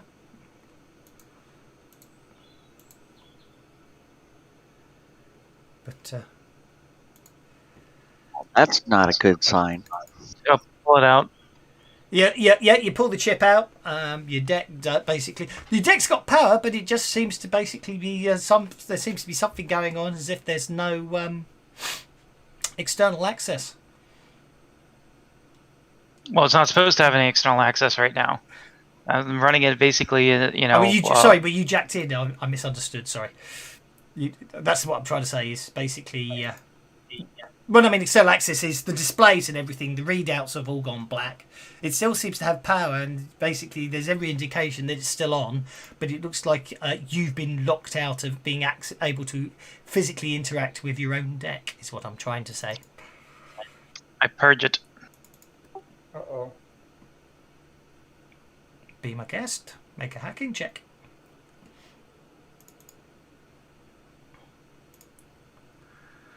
Okay, you basically run the purge commands as if to clear it out, and everything's fine.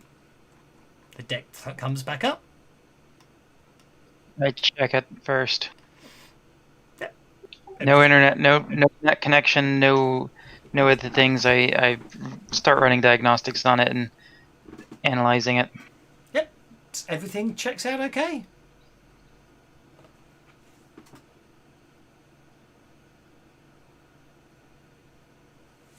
Probably just a glitch. Try and figure out. I don't believe that. I'm trying to think of how to figure out how to actually look at what's on that. You sandbox for it, didn't you? I want to make an adapter that is. Sandbox adapter, so you can plug it in and it doesn't interfere with anything around it. Yeah, essentially so it can't send anything to my deck. Just lets me look at it to see what's in there. Yep.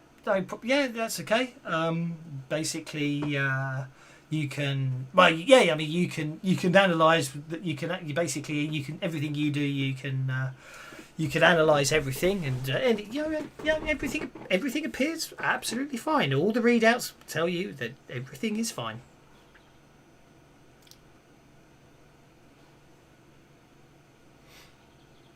You trawl through the memory and you don't see anything. You don't see any terminate staying. No. I meant for the payment chip. I wanted to the payment chip. Oh, you want to isolate the payment chip? I misunderstood. Yes, certainly. Sorry. Yes, you can create a sandboxed area. You could sort of basically firewall off an area of memory and everything, and you plug it in again, and you plug in the chip. Your deck goes dead.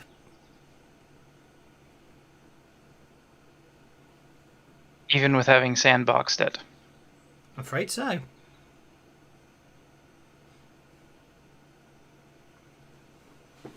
Again, you I can- marked it won't, at- I won't make. Obviously, I mean, the hacking roll was fine. You did a good clear. You do exactly what you did before, so I won't make you make another hacking check. You basically remove the data chip and basically do it. A full system reset, and you do parity checks and memory checks and everything else, and the deck boots back up without the chip plugged in, appearing absolutely fine. Okay, I'm gonna take the data chip back from Donahue and tuck Guys, it back in my zipper pocket because I have no cyberware on me. So nah, I'm gonna hold on to it. It's useful. It's useful in a way, if nothing else. I'm just trying to figure out: is this something I can work around, or is this just it's nothing I can fix, nothing I can work around? It's probably something you'll have to analyse with more equipment back at base, as it were, because you'll probably have to. I mean, you'll probably have to stop. Sort of what I'm trying to say is, if you try to work out what's going on there, if it's not software based, which you don't think it is because of the fact you put a firewall around it. It could well be something in the hardware of the chip itself. So you'd either have to you'd probably start having to sort of run analysis on that, and the old sort of checking circuits. Would using a second deck of Beulah's help, like to put it into Beulah's thing and then see if he can access it that way and pick at it? Beulah can try and plug it into his deck if he wants. I'm sure. Not Beulah's decks. Aki. Beulah's got a deck as well as it. My word, we've got 3 deckers now. That's not a problem. I'll just hold on to it. If nothing else, it seems to crash stuff, so it's useful that way. Okay. So after a pleasant rest and food and everything, Jenny comes back and says if she'd like to take you to meet Alan and Bronston, I should say, and you take it off to another area. It appears to be another old shop. You can't make out what it was once upon a time. Again, it appears to be been converted into a home, as it were. Seems quite nicely laid out, and Alan introduces himself and says, it seems you've been having an interesting evening. And he then goes on to say that you were first. His scout. Some scouts picked you up as you were travelling through the sewers, but you did not appear to be acting in any way that would be hostile towards this encampment. Therefore, they left you alone. They were most surprised when you headed into the As Technology security area. Obviously, they don't. What comes clear is he knows quite a lot about the As Technology and the existence of the place, and very impressed by how you got in. He obviously doesn't appear to know anything about what happened once you got in there, but he explains that he has a proposal for you. But first, if you're willing, he wants to know. He does ask what happened when you went into the beta section, because his contact hasn't been communicating with him for 3 days. Probably dead.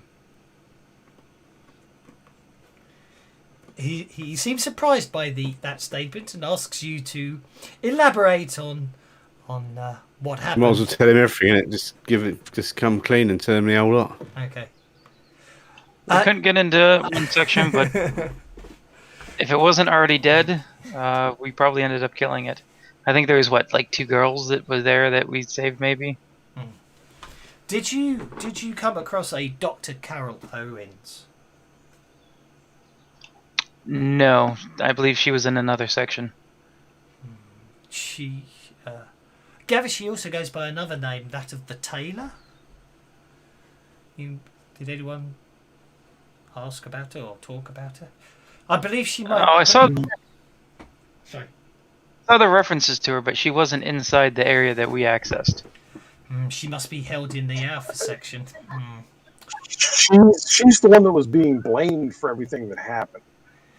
Well, yes, indeed, she is the designer of the mutagen virus, but she wants to leave As Technology.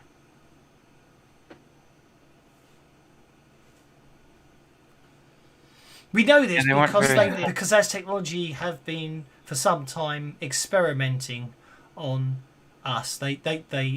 So every so often they will basically, they know we're here. They don't. Fortunately, they've never found this our living area, but obviously we have to go out and forage for food and other supplies sometimes, and sometimes we don't always get back. We know that it's as technology that's taking them, because we did one of our friends was able to manage to escape with Carol Owen's help. It was this individual who unfortunately did not live long after getting out. He was from the experimentation, but he did tell us about the goings on in the lab, and I know Carol Owens from the past, and everything that he was saying about the experimentation and the virus and everything, I think that basically her work has been corrupted. She would never. I cannot believe she would create something as hideous as this metavirus. I wish I'd confront her personally and learn the truth. I need you to get her out and bring her to me, please. I don't think that's possible.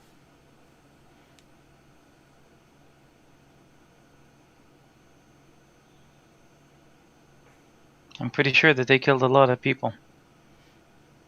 And she was being undermined by I think we killed him. Yeah, I'm pretty sure we killed him. The crazy professor. Well, yes, I get the impression that from what you're saying, I get the impression that he may well have subverted her work, but Yeah, he was working with someone, Emilio K, in their weapons area for more money. Well, as I say, I believe that. See, I must admit, I don't know how the hell you're supposed to get back in, but that's by the by. Maybe you meant to have more press of that. But obviously, you have the means to. He's obviously under the impression you have the means to get in. So obviously, you know a way into. If he could get you to a vicinity of the Alpha section, apparently you can get in. We'll just take that as read, okay? I've reread these. Whoever set us up for this to get that information out, and at this point, I'm wondering if it was just somebody from another section of Aztec. I'm not sure why they would need to do that. Yeah, we killed Simon Peterhoff, who was trying to undermine her. Well, she may still be in that Alpha section, but we couldn't get access to it. No, I imagine from what you've said, they would have initiated standard protocols and locked the place down. However, we can get you. We have worked out, and we can get you into the Alpha section through an alternate route. Well, I appreciate your help in escaping. I'm not sure it's worth the trouble of going back in.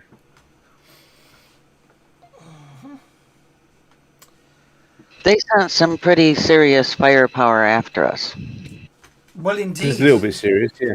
Well, indeed. And where's the last thing they'll think to look for you? And if we can get Carol Owens out, she could possibly help you sort out this mess. And after all,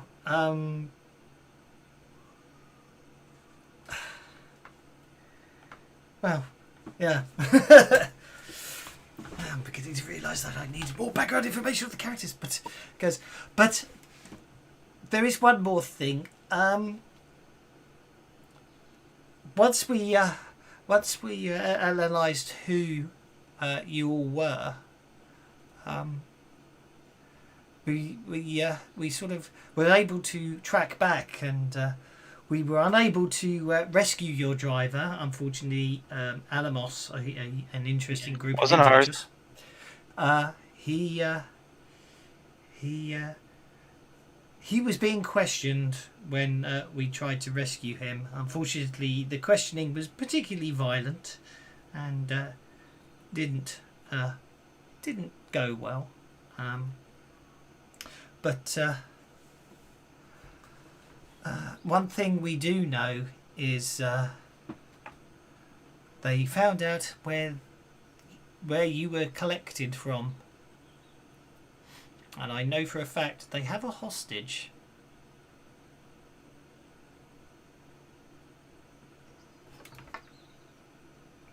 Who's their hostage, do you know?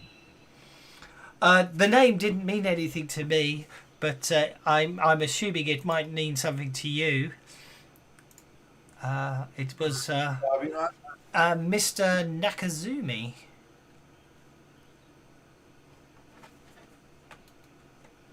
Quig is not happy. These people, the Alamos group, they're a bunch of bigoted, xenophobic humans who believe that all metahumans should be eradicated. They see this virus as a means to an end. They want to get their hands on it and use it to remove any non-humans from the world. As you can imagine, that would be unpleasant and catastrophic. That is why we need to get Carol Owens out. With this accident that happened in the beta section, we need to get her out before anyone else can remake the virus or anyone can get their hands on it. Does any of your people have a deck? We have stayed off the grid. We've found that is the safest way to do it. We lead a simpler life. We've lived down here since the beginning of the change, and when people were less accommodating to our kind. We have Morlocks, right. Okay. Aki and somebody else had a deck, I think. Aki and Beulah. Beullah's had one all along. Yes, I know. All right, we need to make some cautionary steps, I think. We need to borrow one of your decks, and then we're gonna need a couple of hours before we can go after Carol, if that's okay. Need some time to do that. While everybody else gets a nap, I'm going to take some precautionary steps. Okay.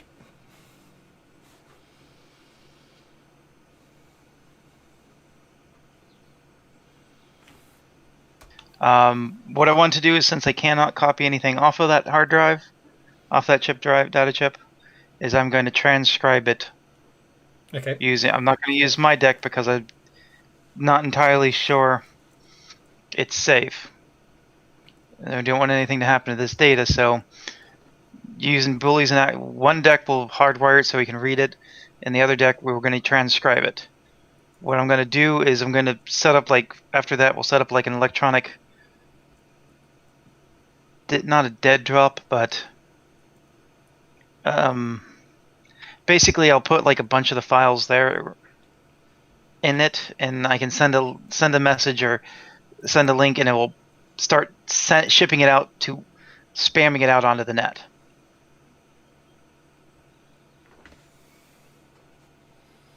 You want to send all the data out across the net?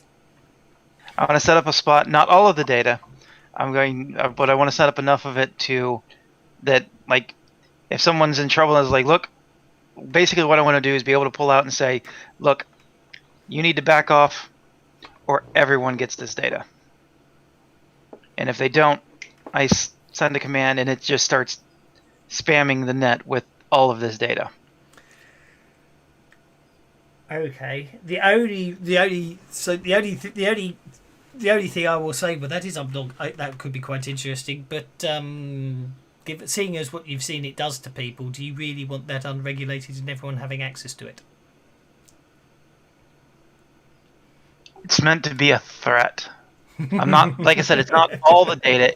It's not all the data, but it's enough I can say. It's enough that I can say, go here. He's watching it. I send out like 3 files, so he knows that I can do it. Mm-hmm. It's meant more as a bluff than have the necessarily that's the real fine. information. Okay, that's fine. It is just the preparations to do, so I can say, this is what I do. It's like, look, you're gonna work with us and not backstab us, or this happens. Well, okay. Well, Because the last thing they're, from what I can want, the last thing they want is for anybody else to have that data as well, or for the data to get out there. Okay, that's absolutely fine. So Threw a spanner in his works. Now he's got another plan to come up with. that's not a problem. That's absolutely fine. Yeah, I'll scan read this. I didn't notice that, but that's going to be interesting. Hey ho, fun. So, okay. Are you going? The question is: Are you? Bronston doesn't want the data. In fact, he wants the exact opposite. He wants the data destroyed and no one have access to it. So that won't work on him. Actually, that would be the worst thing he could offer to him. I don't tell him I'm doing it. No, I know. So basically, you could be trying to get. You can certainly be sitting off to one side doing that while he's trying to convince the others that he needs you. He wants you to go back in. I mean, basically, yeah. So he says, unfortunately, at this time, we do not know exactly where Mr. Nakazumi is being held, but I have some people who will be able to find this information out. If you can get me Carol Owens, I will help you get your Mr. Nakazumi back. Well, we can't just leave Mr. Nakazumi in these people's hands if they took him to get to us. Nope. Yeah. Nope. For the record, he's not saying. I need it to be understood here. A bunch of people who want to kill off anything that isn't human have got Mr. Nakazumi. This isn't the orc saying you don't get him back if you don't help us. You know what I mean? He is saying we won't help you find him if you don't help us, though. No, I'm saying whoever's got him. I know. Yeah. Can't leave him there. Exactly. Because we can't be certain that Mr. Nakazumi's association with us isn't what got him grabbed. Well, indeed. If nothing, from what's... can I have some common knowledge rolls, actually?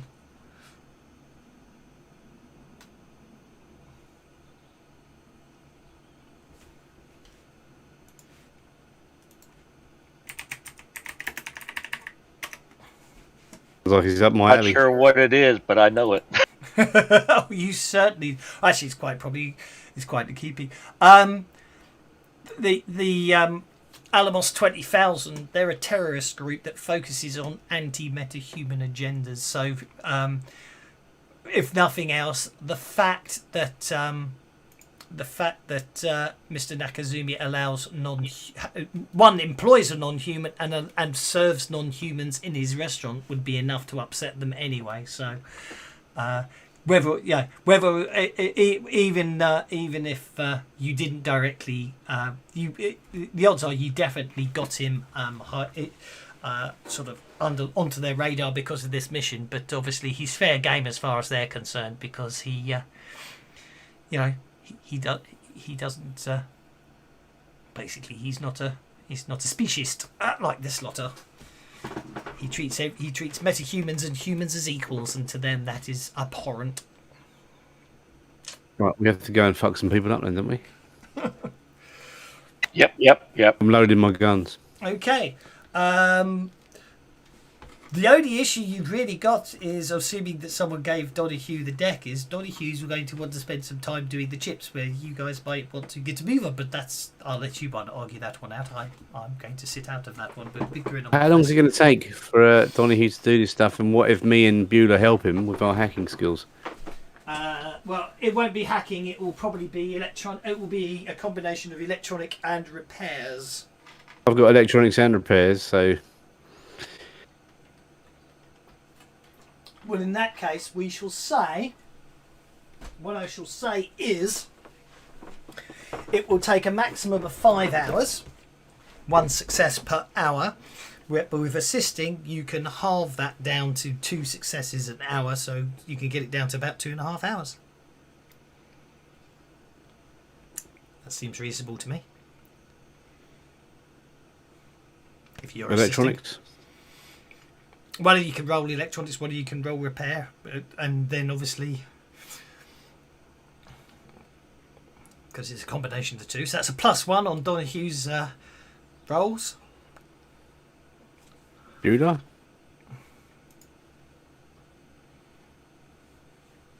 We lost Oh, Bueller. was it hacking? My bad. What is, oh, Electronics or repairs, your call. Because it's a bit of both, really. I think I've got a card actually that gives a bonus for support teamwork. All support rolls are doubled this round. So shall I use that? Well, I'd save it because doubling a failure is still a failure. So, okay, Donahue, you get a +1 bonus on your first electronics or repair roll. Any failures? You can't. What I'm saying is you can't double the bonus from a failure. Is what I'm trying to say is. Okay, so that basically it take after the first hour, Donahue's but between the three of you, you're a good way in. Bueller did possibly slow you down when he rewired something wrong, but fortunately Donahue noticed it quickly enough and it didn't set you back too much. Okay, if you want to spend your card, you will be able to finish it this hour. If you want to spend the card with enough successes. So that all support rolls is doubled this round. So I will also allow that to increase above the maximum of 2 successes. So if you both want to make your support rolls, don't forget you can Benny failed support rolls unless you critically fail. Oh, you motherfucker! Okay, so that's a -2 so far. As you basically wire something short circuit round.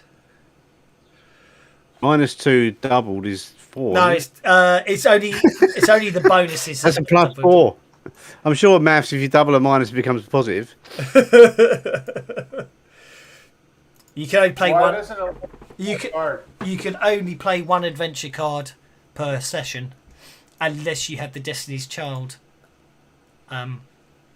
I've got Destiny's Child, but I understand. It's a shame because that was a good card you were about to try and play there. do your support roll, Bueller. Okay, so basically, That's 2 points. That's 2 points, which negates Aki's critical failure. So Aki basically wastes a fair bit of time by shorting out a whole section of the chip, and you have to repair it, which is Bueller's repairing of Aki's electronic failure. So I'm afraid there's no bonuses on this round, but I will. Oh, that's only one. That's the second hour's finished, so you're into your third hour. I'm afraid. So it's a straight roll then.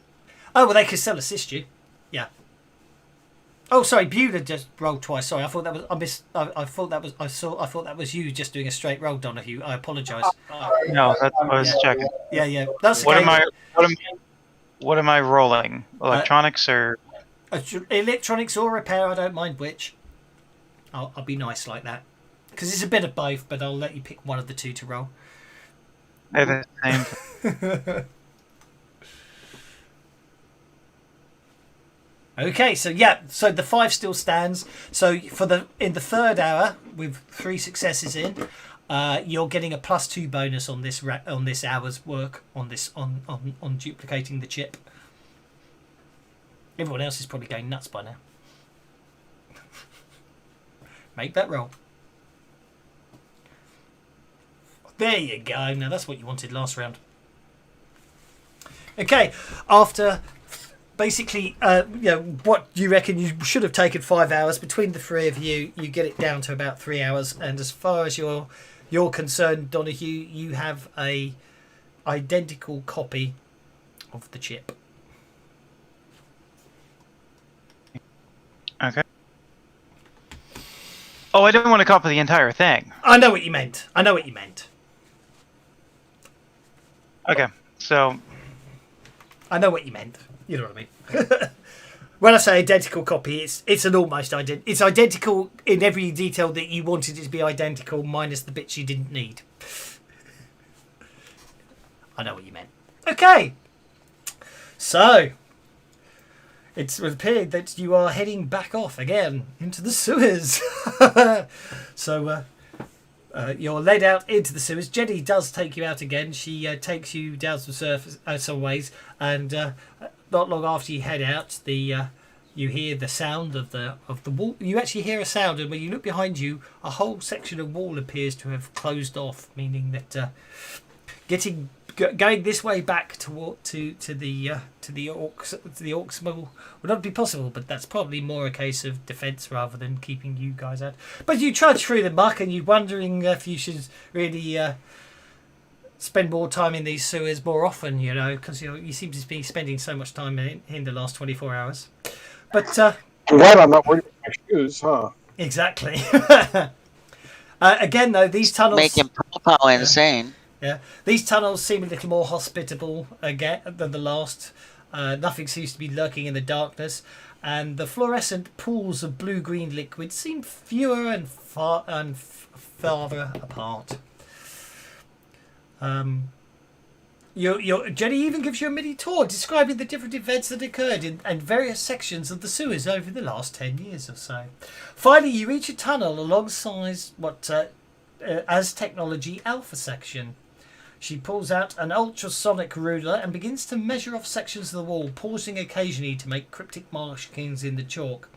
Finally, she seems satisfied, and she informs you that the place that she's marked is the location of a systems junction box within the plastic steel wall. Take out that box and you eliminate the security system and the elevator controls for however long it takes for their repair team to reroute the systems.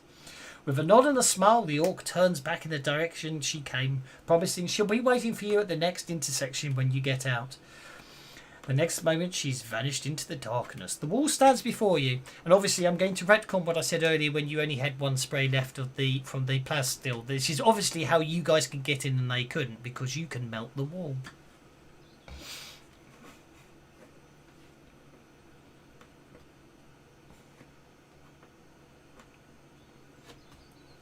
So I guess Okay. whoever. You broke up a lot there, Merlin, I'm afraid. Oh, I was over talking poor Wave. What I said is, I guess we're going to melt the wall. Indeed. So, yes, there's I enough. think this time, Yeah. once we melt the wall, I do actually want to go ahead and figure out a way of. I don't know if we have to scoop it out by hand or we can use my sword or what. I do want to make an opening at least big enough for Quig to crawl through. Just beyond the plastic wall. No, we're excited to give it a try. Anyway, so you spray the wall, and just as before, it turns into that lovely grey chewing gum gooiness. And it does seem to imply it's just become soft so you can go through it rather than it can be removed. But anyway, just beyond the plastic steel wall, though, you'll see a junction box. So how do you see that with the plastic still there? So I'm going to say maybe you are able to clear it out this time. I'll be nice. And so basically you clear out the gunk, and so you don't have to crawl through it. And you can see to get at it, one of the crawl through the wall slime remain half in the wall while he works. It could easily be disabled. Okay, so basically, as you can see the junction box, and you just need to disable that.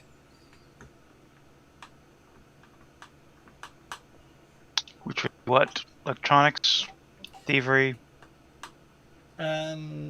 You can literally smash it if you want to, but obviously,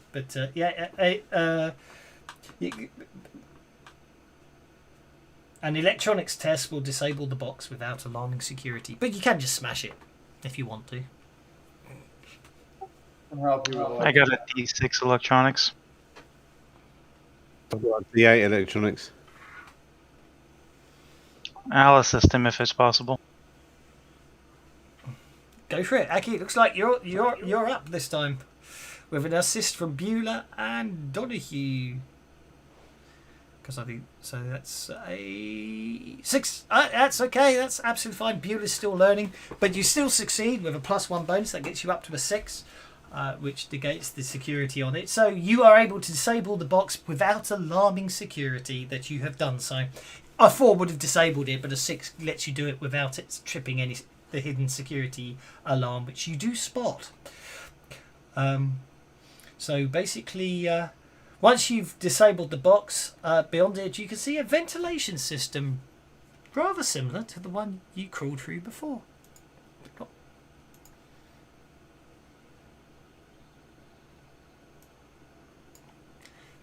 Wait, for the first time, was really grateful she's kind of small. Who's going first? I'm quite small as well. I can go first. Okay, Aki is going first into the new system.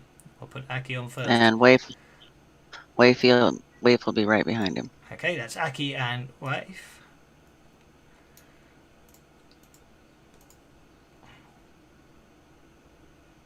A map! Hopefully, line of sight and everything's working, and you can just see the air It's ducts. working. I can see a corridor going all the way up and down. That's good. Who's going in behind Aki and Waif? You'll go in. Beulah's going in.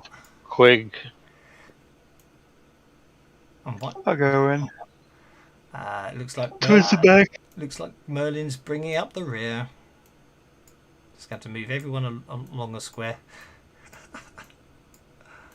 to make room for Merlin. No, I'll just pop Merlin there. There he goes. Okay. You find yourself in the air ducts yet again. Aren't you lucky fellows? Now, we don't have all the nice diagrams this time, so are we going to have to check each vent to see if we can spot what we need? Quite probably, yes. Get moving, Aki. You like running ahead.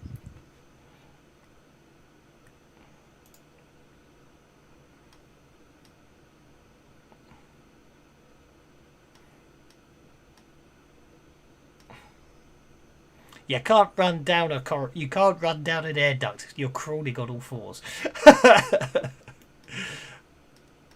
But it doesn't really matter because we're out of combat, so you could just keep moving. I'm sure.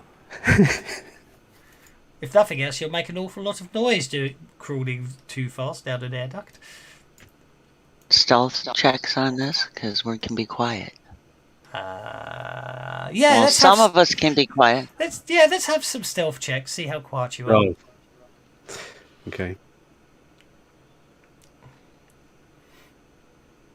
Well, that's not bad so far. 4 is the worst at the moment.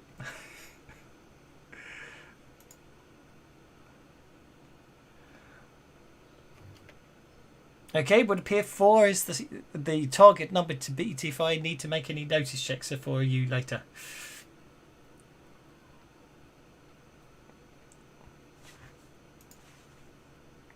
Unless Queeg does big noises.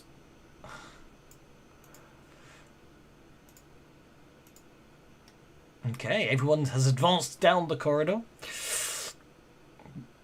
There's not much choice of where you go yet. You have to keep going straight, don't you? Oh, look at that. Queeg's actually quieter than Donahue, Beulah and Merlin. So if everyone's happy with their stealth rolls, that I will keep those in mind for anybody who may or may not be listening out for you.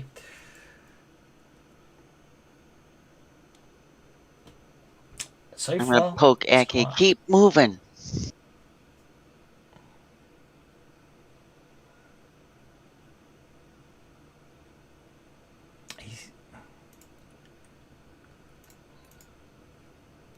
I want to know what's in that room. How did I do that? If I click on my token, I can't see the map. But if I unclick, I can. That's because of party thingy, isn't it? I'm clicking on my token, I should be able to see what I can see, but I can't. If I if I click on it again, it's like if I click on Donahue, I don't get to see anything. But if I click on Wafer, I get to see nothing. But as soon as I've unselected everyone, then I can see everything. It's doing the opposite of what it's supposed to. Already show with dark vision is what you're experiencing. This dark vision doesn't exist anymore, so.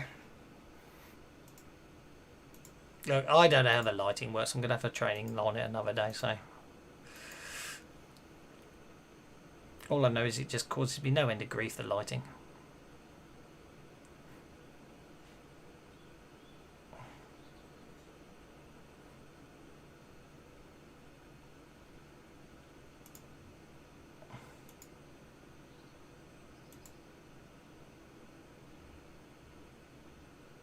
Yeah, I'll give myself a lantern now. I can see. Right.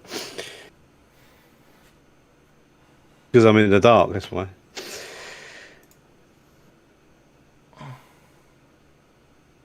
See a room. You can see a room. Obviously, through the grating here, you can see. Let me see where this is, because this is. The room is quite small and filled with maintenance materials, spare electronic parts, and chemical containers. They seem to be stacked in all over the place. As you look down, there's a lab technician wearing a white coat. He's carrying an electronic clipboard, and he seems to be taking inventory. Klaus Hergesheimer. Good to keep this in mind on the way out. If those things are on our way out, we might want to drop something in there to slow down anybody that manages to follow us.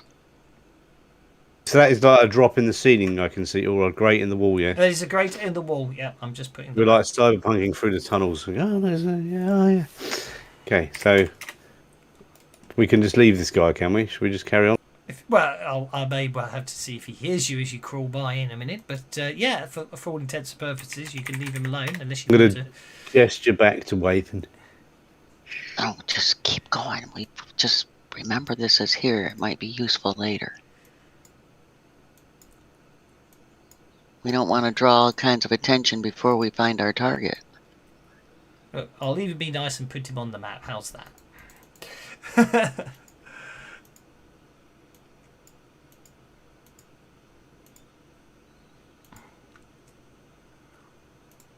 Okay, so the light is dim because I didn't put any on this one. Which I might. In fact, I didn't actually think I put any lighting on this one. Oh yes, I did. That's fine. The light is dim, but you can still see that the room contains several bunks. In two of them are covered forms that appear to be sleeping, and you can hear the sounds of deep breathing coming from two of the beds. Hanging on pegs next to the occupied bunks are pistol shoulder holsters. Near the centre of the room, I think I forgot to draw it on there actually. So obviously yes I did. In the middle of the room, a security guard is seated there reading a magazine, slurping something indescribable from a tall plastic cup emblazoned with the words "Big City Banshees."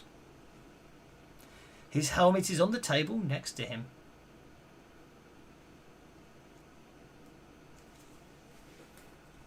Removing the grating is going to attract attention, but we know they're there. Not for on our way out.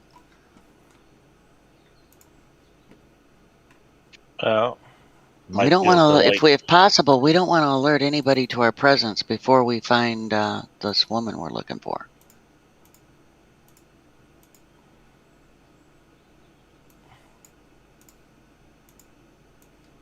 Let's put the security guard in. There we go.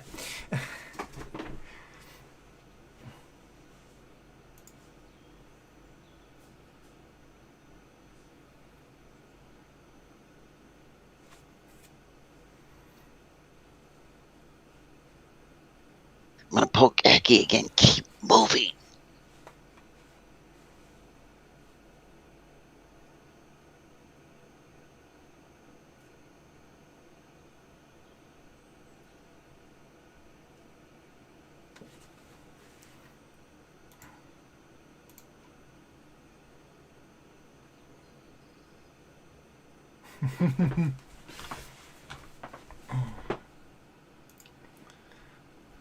Supposedly, if you've got lighting effects, if you've got any of the lighting abilities, they should automatically give you vision. But is infravision not standard and added for this rule set?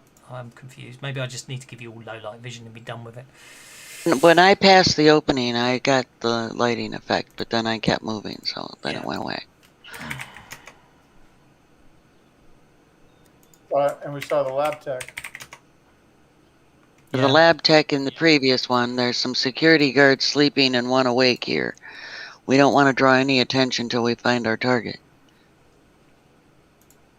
But it's good to know they're here because we might have to, take them out on the way out. As Donahue gets to where he is right now, he makes he makes a distinctive crunk noise as the ducting underneath him deforms slightly. The security guard sort of puts down his Slurpee and looks around. What do you do?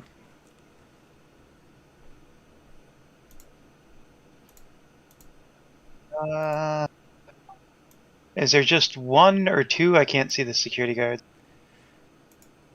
From your angle, you know there's one in there because someone else said it, but from your angle you can't see. You can see, what you can see is both the beds appear to be occupied. Both the beds that you can see appear to be occupied. Which are these two over here. But they seem to be sleeping guards. The guard is just out of the line of sight from where you are, ironically. So actually, you just hear the sound of a chair getting. You hear the sound of the sort of slurping stop, and someone's get up, and you can hear footsteps as if someone's coming closer to the vent. I motion for people to hold. In fact, actually, he does appear to have vanished off the map. I don't know why. Oh, there he is again.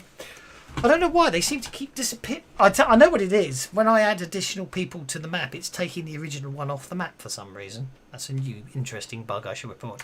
So yeah, basically you were seeing him and then you see him vanish out of. He literally comes up and seems to be staring through the grill at the moment.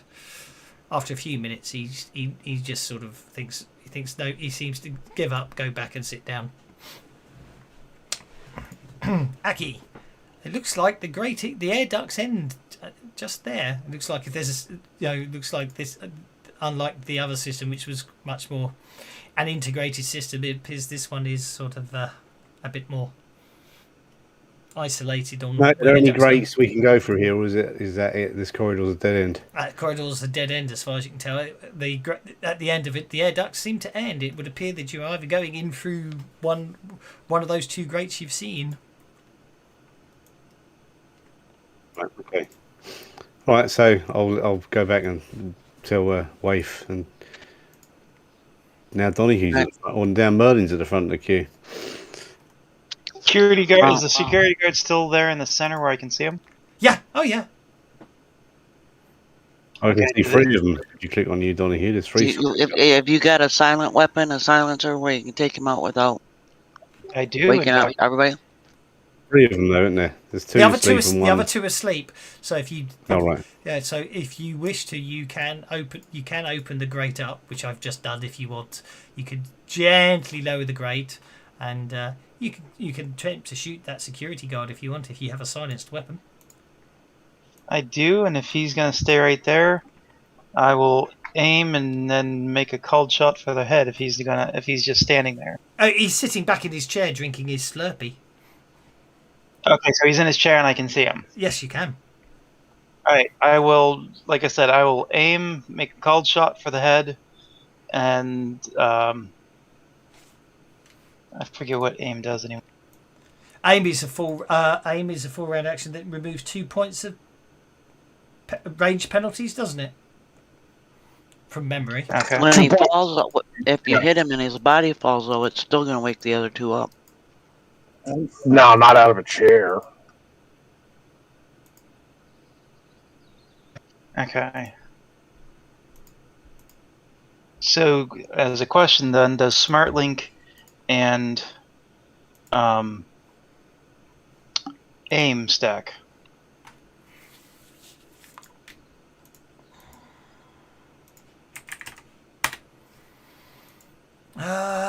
Shooting would be about dodging and keeping an eye. If he focuses attention on aims, however, it can make much more accurate shot. If a character spends an entire turn aiming a ranged weapon at a particular target and takes no other actions on her next turn, can ignore up to 4 points of range, cover, called shot, scale, or speed penalties, or add a +2 to the attack roll.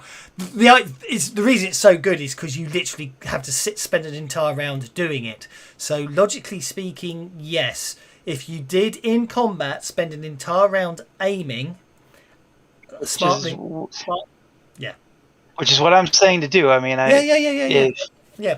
If he's just sitting there at his thing, I am going to take a full round, aim, and make a called shot for his head. Yep. So basically, just make a normal shooting roll. You don't need to, Make him fall so he falls, slumps into his chest, and doesn't actually fall out the chair. At worst, he drops a Slurpee. So you've got to do a really good shot. So the question is, do I have the drop? Yes. Okay.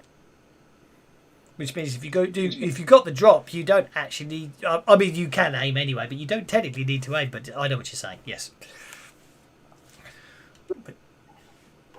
So take the shot. You do have the drop. Where are you? You are there. So we can say you got the drop. Who do you apply the drop to? Do you apply it to the target or to the player? Target. Yes, that's what I always forget. You apply it to the target, not the person doing it. The drop. There we go. Go for it. Make your shot.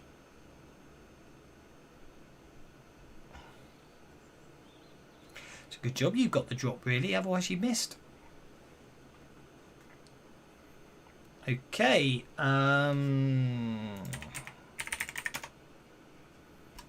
Out to the head is what, +4 damage? It is indeed, but don't put it in out of interest. Just roll the damage. I'm just hang on.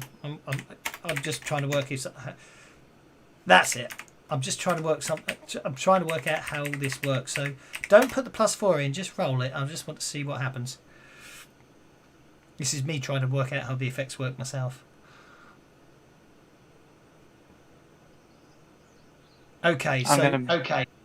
Well, +4 from the head would make it 9. Which it did. Yes, which it did do, because you had. Well, you got the drop, which makes it 9, but you actually got the cool shot to the head, which actually makes it 13 as well, which would incapacitate him. Do us a favour, will you? Do you just shoot him again, please? You have incapacitated him. This is me just trying to understand. Never worked out how this effect works. So if you just shoot him again, please.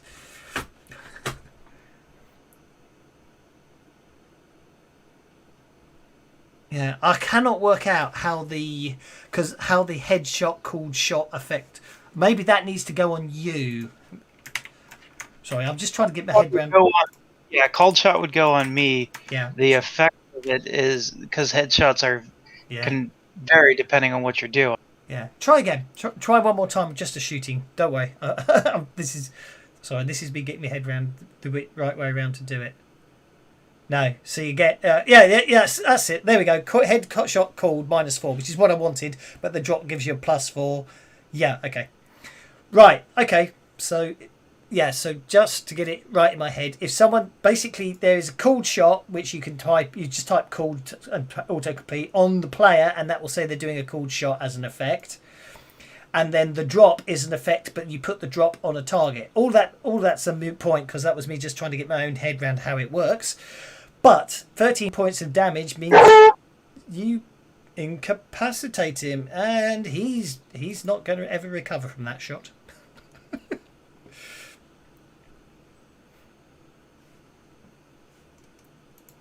Yeah, basically what it is I am taking an aimed shot against he who has the drop on him. Exactly. Exactly right.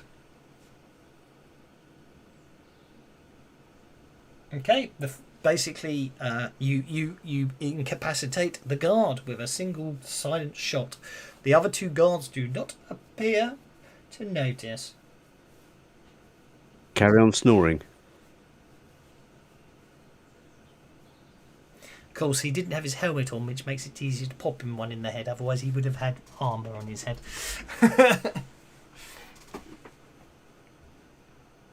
Sitting there having a Slurpee and get shot in the head. Didn't do anything wrong. We don't even know if these are bad guys.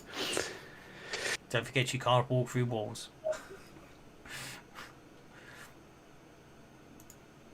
In fact, actually, Aki, you can't push through people. It's single file down here, so you have to wait for everyone else to get out of the way.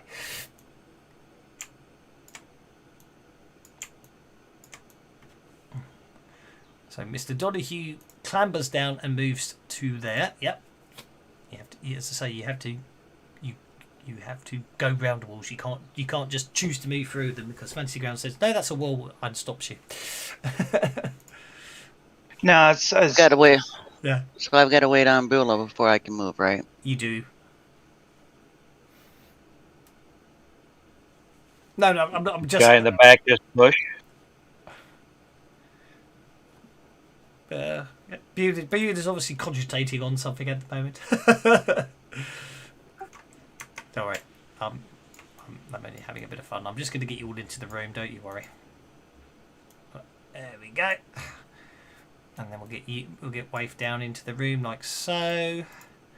We'll get Quig down into the room like so for ease of speed. And then we'll get Aki down there and into the room like so. There we go.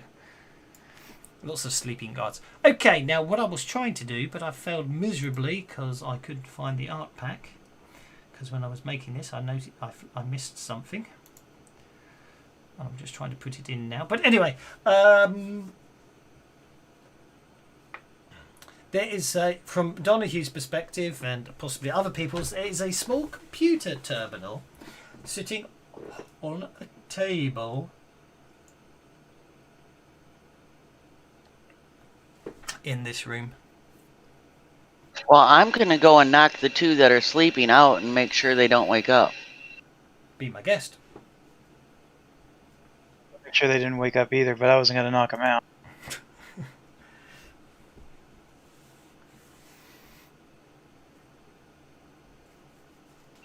That would be on the first one.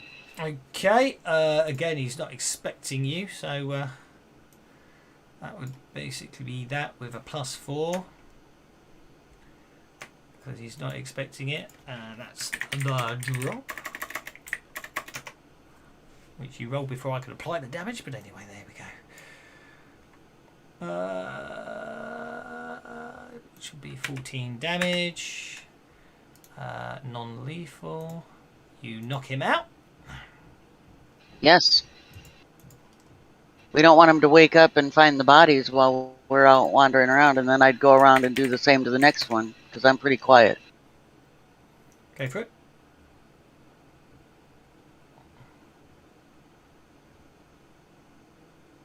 That's a hit, another hit with a raise.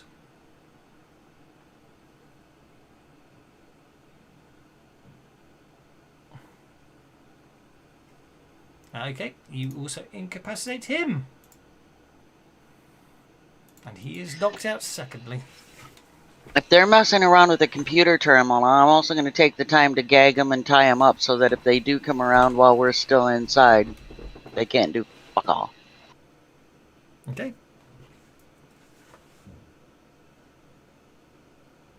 Now, like I said, I was just gonna kill him, but if she's taking care of it, yeah, then yeah, we'll go over, check for access card or access key or something like that on him, and then go to the computer. Okay. Go What? listen at this door. He'll go listen. No, I'm going to walk you through the door instead. Except you won't because the door will stop you. You go and listen at the door. Make a notice check.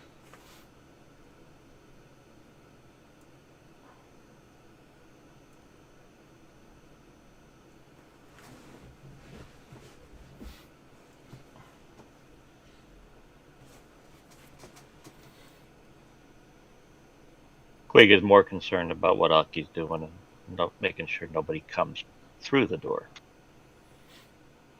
Okay, I get the impression we could have some real fun here. We could split the party digitally and physically, as it were.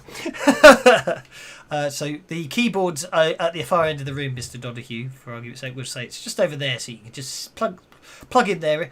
It appears to be obviously it's closed off at the moment, but it does appear to be connected to the main alpha section computer system, and you're identifying yourself at node 13, apparently. Okay, do I have legitimate access or am I hacking it? You'll probably have to hack it, unless you can find someone to tell you their username and password.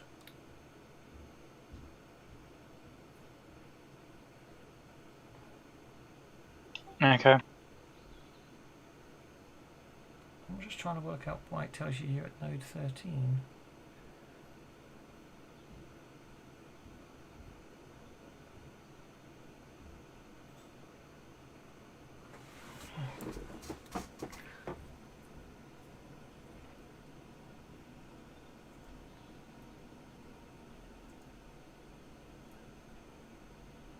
Alright, I'm going to try and deceive the ice that I'm a legitimate user. Okie dokie.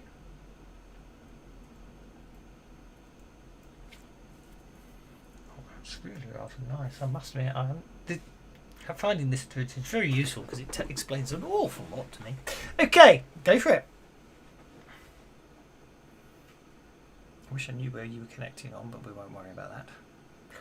At 12, that's okay. You basically get onto the system, and let's see what would be logical. Let's work out what everything does. So that's a data store. Subprocessor 4 does. Oh yeah, that makes perfect sense. Right, images. No, I do not want to do that. Oh, maybe I do actually. Sorry. Images, campaign. Come on. Hashtag. Yeah. Okay, an image record. Does the old-fashioned style map masking still work? Oh, they got that totally done away with that now. Yeah, no, it works. It just looks a lot different now. Yeah. So like you enable the mask, and then you just like it just draws the rectangles and it doesn't steal, but it works all right. Yeah. No, that looks good. It's doing exactly what I want it to do from my perspective here, which is fine. Okay. So what I'm going to say is, obviously at this point, for all intents and purposes, Mr. Donahue. Actually, the DM view, when you click off the player view, like actually looks a lot. It makes it easier to see stuff now. Yeah. Yeah. The only thing is you got to have the side panel open, haven't you, to do the views of it? But anyway. Yeah, you do. But if you use those tools and stuff, like in game, it's it easier.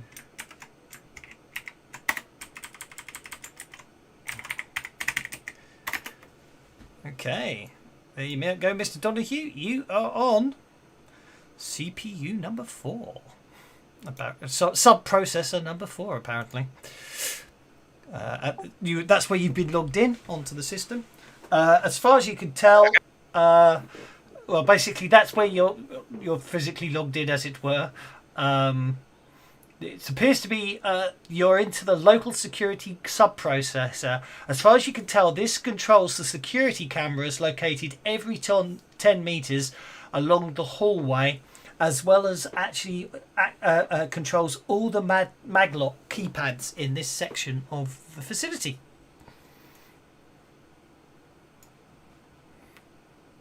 So what you can see is the other side of the door that Aki's standing at right now. It shows a corridor.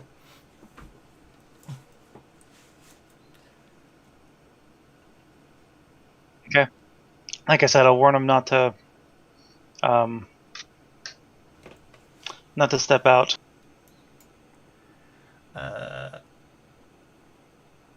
From what you can see at the moment, as you look out the corridor, walking up towards the door that Aki and Queeg are hiding behind, because you've got access to the... I'm hoping you can still see both maps, if that makes sense. You might have to jig things around so you can, but you can see 2 security guards are coming up the corridor towards the door at the moment. I'll warn them 2 incoming. Yeah, there's no guarantee they're actually coming to the door, but you know what I mean. They're walking towards where you all are. What's everyone else up to? Well, I've been gagging and tying these guys up in their beds. Buell already in action, but Is the corridor clear from what Well, I just warned you that there's 2 coming. we just moved? We'll move to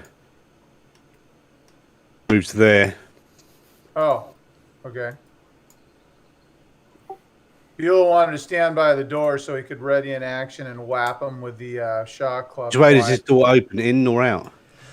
The door... well, they slide open. Now, I've opened the door, but not because it's open, because the information that Donna Hughes relaying to you means you know what I mean, you can see them, if that makes sense.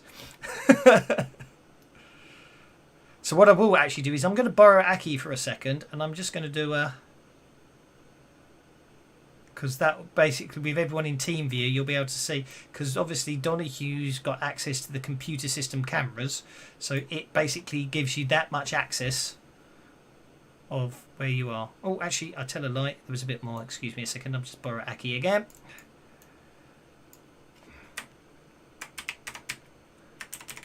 Because basically where Donahue, the node Donahue's on at the moment gives him access to all the cameras in the facility, in the hallway, I should say. There you go. That gives you access to everything that you should be able to see from the camera system.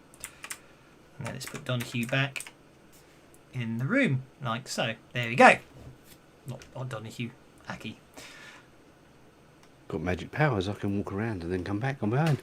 Though that's basically obviously what you... That's I know, what, you're just revealing the map. Yeah, right. That's the bit... Because obviously, because you've got access to the cameras, you can see that much of the map, is what I'm trying to say. Okay.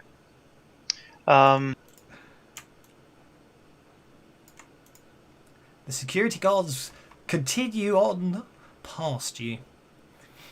Alright. They are going by or patrolling. Do you want me to try and draw their attention? No. No, just let them carry on, though. We don't know we're here. You can locate where our target is so that, we'll worry about the cards once we locate her. Well, to do that, I only see in the hallway. Yeah, as I say, to do that, you'll probably have to start doing some research to see what connections you can find to the sub-processor you're on. Will do so. Which is research, isn't it? Or hacking if you load your research node. So obviously, in terms of actions, you can load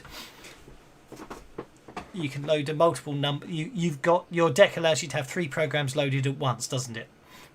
And loading or unloading a program is an action, but you can multi-action, as it were. So if you've got the research, if you've got the research node activated, hunky dory. If not, you can always load it in if need be as an action, and then basically make a hacking roll as a multi-action. Or it's up to you how you want to do it. Obviously, is what I'm trying to say. Right now, I'll just do my research. Yep, go for it.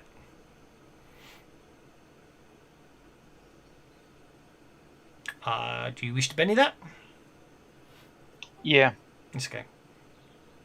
Obviously, every time you do something on the system, it does. Every time you access the system, it can increase the alarms, as it were. So that's the advantage. If you spend a Benny, it lets you do it twice without it counting as 2 accesses of the system, if that makes sense. I wasn't sure about with the deceive, because it says only has to be deceived once.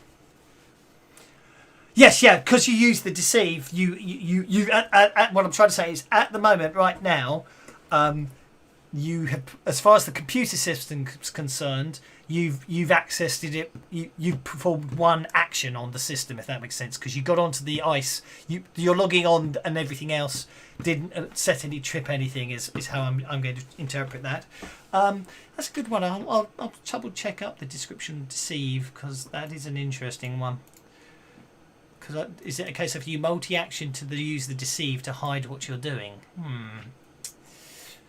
I took it as being basically being as a tricking it into believing I'm a legitimate user. Yes, but even legitimate users are monitored on the system, is what I'm saying. Is so yeah. Right, basically, you are perceived as a legitimate user, so the alarm cut. Yes, I like that. I agree with that analogy. So basically, as an illegal user, you have less actions before you trip at an alarm. As a legitimate user, the alarm clock is slightly different for a trusted user, if that makes sense. Trusted users are still monitored to make sure they're not doing anything naughty. So what you find is that. What you actually find is I shall do it like so. So you find you basically two. Actually, I should have shown one of those anyway. Two input-output ports, and one of which is logically the one you connected in on. Thinking about it, 3 and 2. There we are. Have I put you on the wrong system? That doesn't matter if I have. I don't care. Import output 3, import output. No, yeah. The found in the security room. Yeah. So basically, you've also found you've got access to a data store. Also, you found one more connection, which takes you off to another sub-processor. I tell them to wait to see if they're how big. I'm going to track how big of a loop those soldiers we saw outside are doing. So I'm just give you a minute or two to set up a security thing.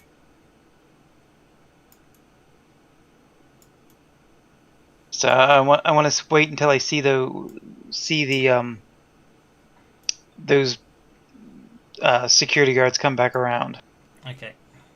I'm only going to do the one because trying to make 2 walk in sync is a bit hard, but they seem to be patrolling. These 2 guards seem to be patrolling the rectangle. Let's see how long it takes them in terms of the fact they do it. Okay, 1, 2, 3, 4, 5, 6, 7, 8. Basically, they're looping it once every 2 minutes, I will say, because they're not going to be. They're not going to be. Actually, sorry, no, hang on. If they're in combat, they'd be looping it once a minute. They're not in combat, so we're going to say it takes them 5 minutes to do a circuit. All right. I'm going to set up record a loop of them walking around, and then set that up as a feed as a fake feed going out. Okay. And then once they go around the far corner and they don't have line of sight, I'll tell the rest of the groups okay, hallway's clear for about 4 minutes. On the hallway on this side is clear for about 4 minutes. Okay, let's see if I can get them to. Let's see if I can get them to do it. It'd be interesting. Ugh. Let's try that again. This is me just dicking about. Sorry, I will stop now. So yeah, you get the loop feed. Oh, I give up. I'm just going to do that one. Okay, so the security guards are coming round. They come up again. Right. I'm just going to move them to there. Okay, I've got them both to there for now. So obviously you've got the feed. They've done the circuit. It's up to when everyone else wants to move.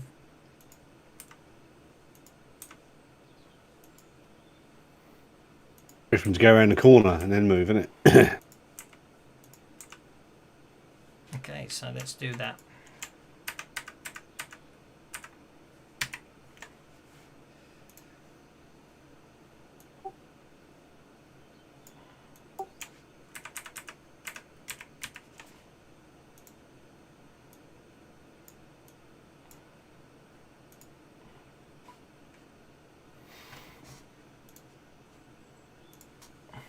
You have 3 inches of movement left, Mr. Aki, sir.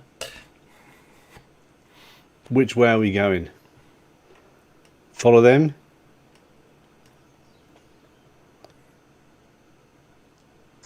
Well, we don't know what room she is in, 1. And 2, we don't know how long that tech is going to stay in there doing inventory in that storage room. So Go in there and disable him quickly while they're... Once they go around the second corner, which Donahue can see, can't he? Yeah. Yeah. Donahue, tell us around when they've gone round. The next corner. Okay. Around there on the south side, yeah. Deal with that guy. Just knock him out quick, innit? I'll probably critically fail and set an alarm off, but, you know, try. We'll get Queeg in there. Queeg could just sweep him up quick. Well, to be honest, Give him a hug. basically, you can get to the door while they're walking down the corridor. And the rest of you can position yourselves accordingly.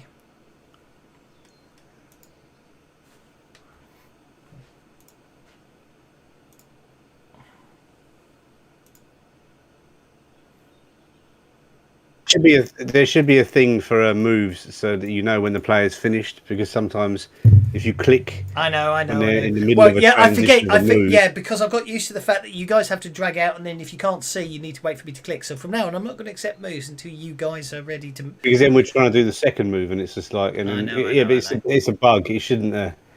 It should, you know, it kind of like does a second move from the last position, doesn't it? And they start walking through walls. Yeah. Okay, according to Donahue, they've just turned the corner. Queeg, let's go in and get rid of this guy. You going to open the door? Yeah, I'll open the door. It's not secure. Aki can open the door. Charge in. I've definitely put you on the wrong IOP, but I can't work out which IOP you're meant to be onto actually, because it doesn't list any of the others. It only lists the 2. But I don't care. Oh, hang on. Where's IOP 1? No. See, it only lists... Oh, don't worry. I think the map's really cool, and then when you actually study it, you realise there is an annoying mistake on it. So, okay. You enter the security room. There is a lab tech in here taking inventory of the storeroom.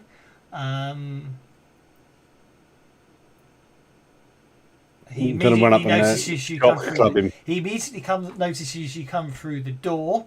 I take it you're going in with weapons drawn? Yeah, shock club. Thought we were knocking him out, so I was just going to do a fighting roll. Yeah. Well, no, I'm just saying. So the second that Aki comes storming through the door with the shot club and Queeg comes in behind him, the guy literally drops the clipboard and starts backing him by going, no, please, no, please, no, don't hurt me, please don't hurt me. Okay, we tie him up and gag him then.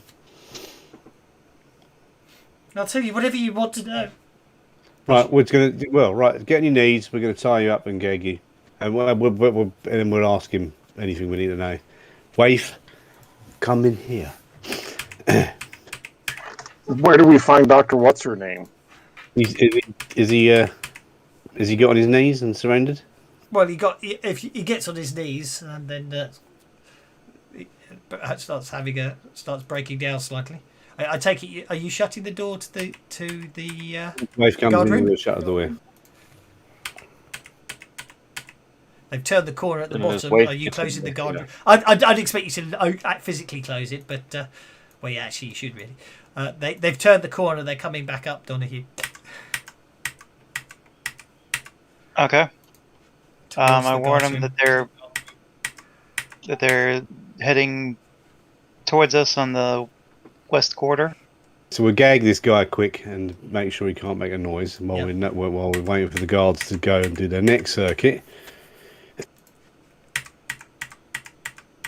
You want to gag him? I'm not going to give him a chance to scream out. Yeah, you gag him. That's fine.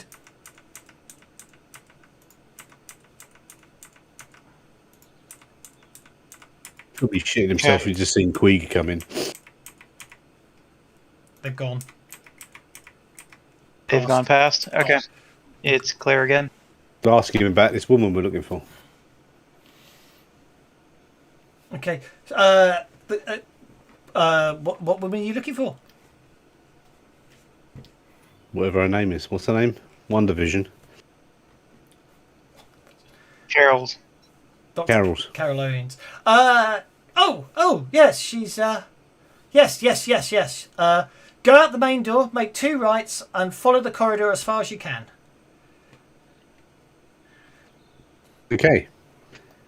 Thanks very much. Now we're going to tie you up and gag you, but we won't, we're not going to kill you.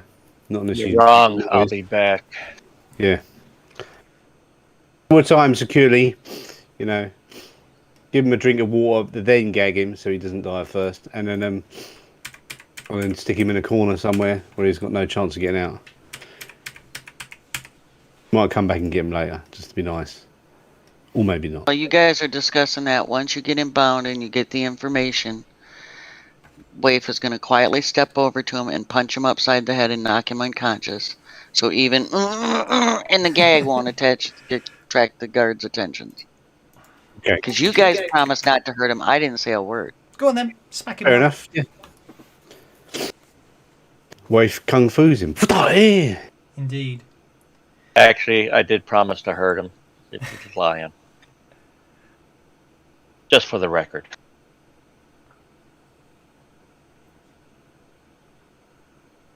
I was get him, but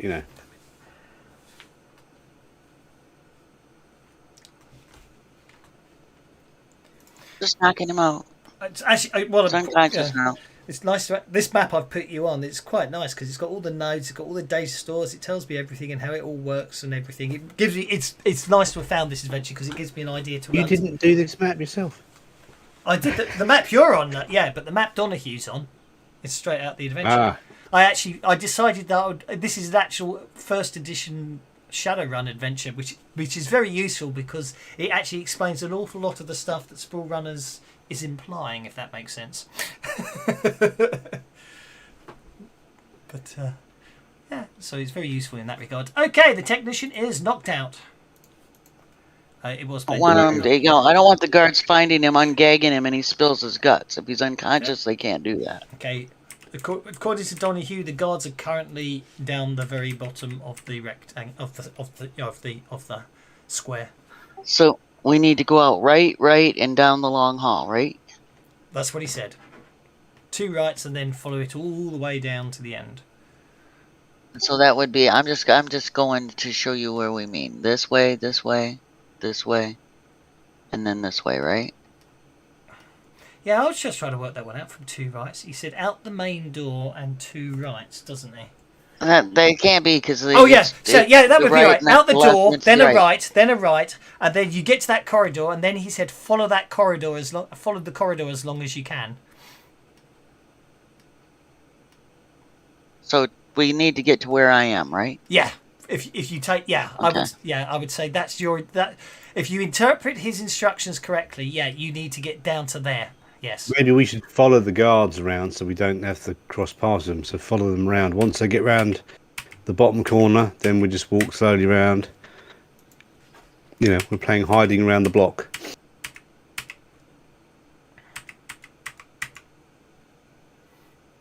They're coming back up again. So, what about what's Bueller and Merlin going to do? Are they going to?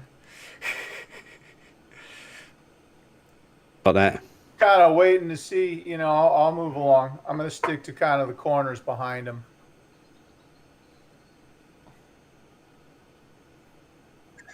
Yeah, where are they again? They're just now turning the They're corner? just about to turn the corner, but I mean, I'll assume if you wanted to go before they turn the corner, you can.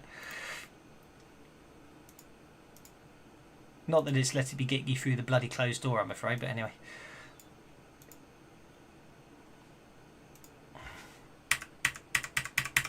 Right, sorry, you're... Okay. The rest of you heading out as well, are you? into the corridor. Yeah, we know where we got to go now. We don't want to waste time. So you just want to stay Right. ahead of the guards. So what I should, so Yeah. basically, Behind the guards. Yeah. yeah, I'm just going. Well, you're ahead. You're in front of them technically at the moment, but anyway, I know. Technically, They're on the opposite side of the block that we are. Then as long as we keep Exactly, one, yeah. All trips over.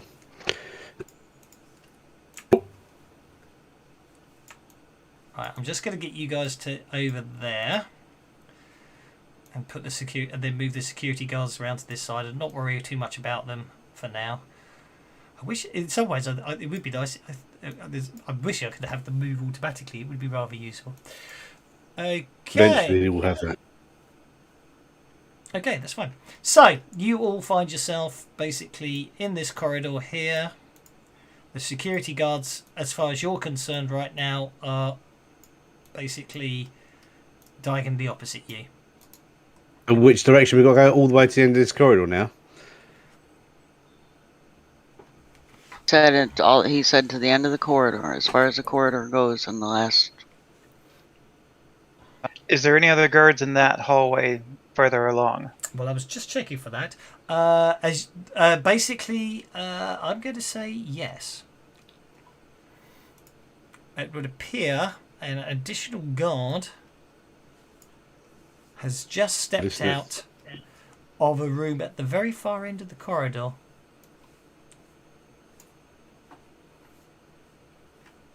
So,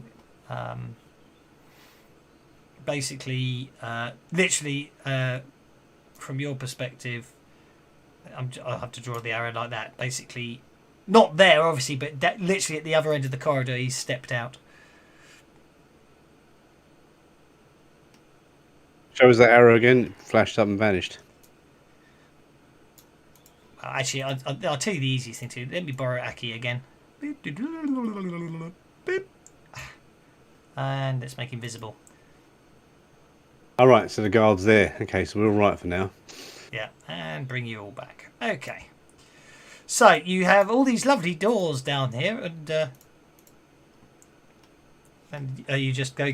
Yes, I just realised, of all the places to randomly put Donahue was the one spot where he needed to get to, not where he should have started, but oh well. Not to worry. I'm not complaining, really. We just need to move as fast and stealthily as we can at this point. Yeah. We're not going to stop and We've check got to every clear door. this. We've got to clear out this corridor before they come round that corner That's right. So we did. and wait on the corner for this guard and get him. Get out of sight on this corner here. Wait for the guard and then just knock him out before he can, say Human Flung.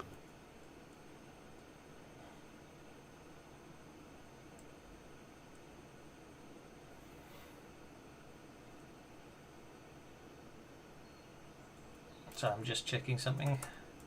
Yeah, okay. 13, that's what I'm looking for. Number 13.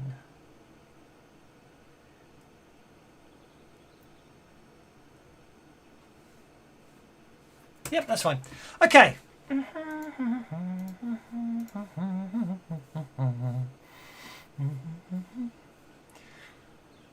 Yeah.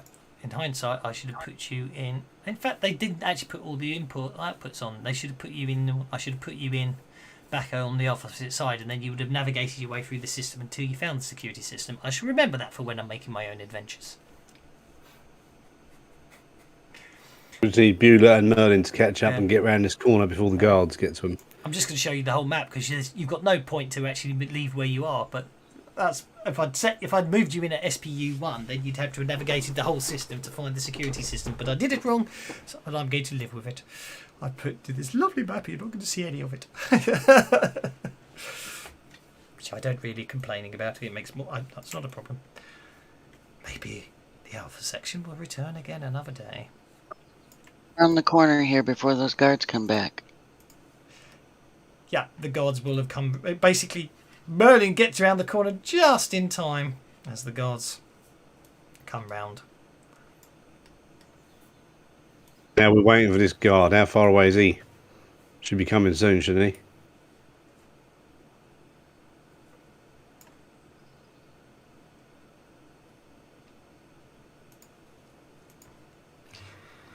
Okay, let's have athletics roll-offs because he sees you and you see him at the same time. Let's see who goes.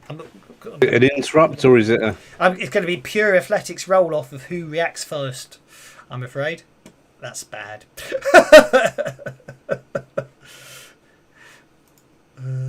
Because you're trying to interrupt him, yes, as it were. If he's interrupting, I get a +2 though. Oh, you get +2 interrupting. You didn't. Did you? You didn't see my. Did you see my roll? No, you didn't. Went to Benny and got a 5. I got a 9. Use my +2, see. Yeah, but even with your +2, you only get a 7. So I'm afraid the guard.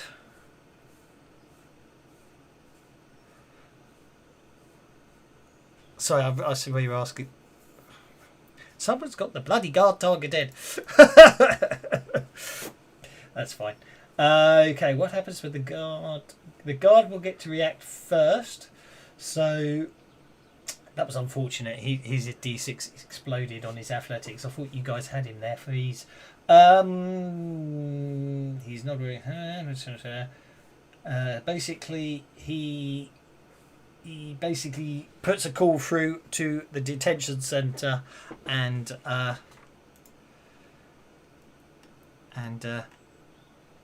all of a sudden Donahue sees the system go basically into secure lockdown mode and he gets booted out of the terminal. One more penny I could spend to save that athletics roll, couldn't I? It's up to you. Give me the magic penny. Got a question then. Yes. You motherfucker. Can I use false alarm and squelch his squelch what this thing? Have you got it loaded? False alarm is an edge. Oh, it's an edge. I apologise. Spend a penny and I'll reduce the alarm scale by 1.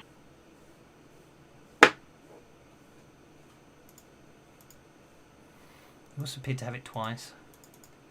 Accidentally. That's absolutely fine. Drag it. That's absolutely fine. Yes, go on then. So you basically see. Yes, I will. Okay, yeah. You see the guard trigger it, and you basically are able to intercept the call and specify it as a false alarm before the system can do the lockdown. Therefore, we'll now deal cards normally. Security guard number 3 basically activates the alarm and then attacks Aki. He doesn't realise the alarm hasn't actually worked because obviously he's too busy beating the poop out of Aki at the moment. Trying to beat the poop out of Aki. Security guard number 3. He hit you, but he didn't roll the damage. Let's try that again. Oh, yes, it did. You are unharmed as he hits you. That brings us to Mr. Donahue.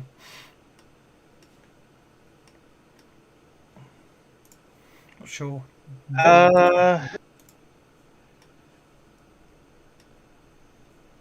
I will turn off the cameras in that hall, or no, I won't be able to see what's going on.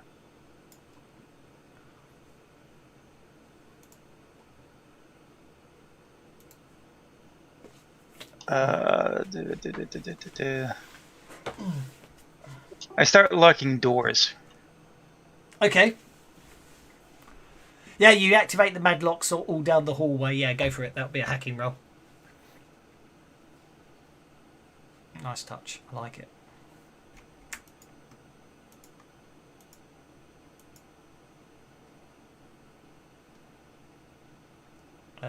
You lock all the doors.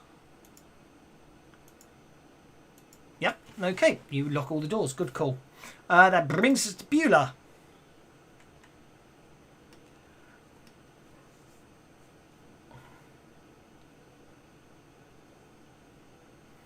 Beulah comes barreling down the corridor. Shock prod at the ready. I suspect. Yep. Jesus. Oh! I'm going to be evil. I'm going to be ever so evil. This is not Beulah's day today. It's not. You come sliding down. As you get there, basically, your momentum's quite as good, but unfortunately, you get caught on the backswing of the security guards' attack on Aki, and unfortunately, just as you're basically lining up to shock the guard, unfortunately, he knocks you at the very worst possible second, causing your shock club to jab into Aki, who now has to make a vigor check at -2 or be stunned.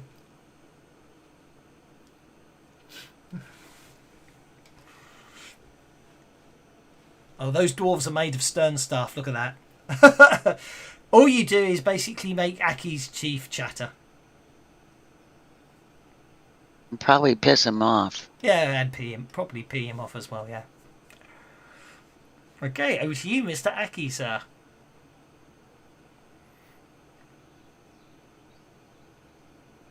Motherfucker. Right, I missed. Well, it's probably the fact that you got shocked as you swung. That's the problem. More time at the dojo. Yeah.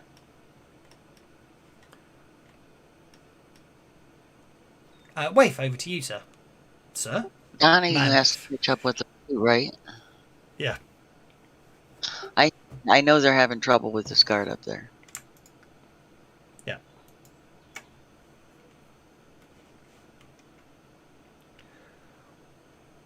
Get past him and take the punch.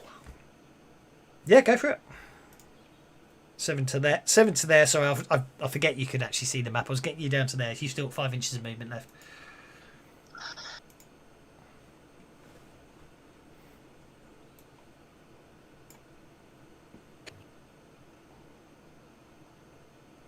You hit him with a raise.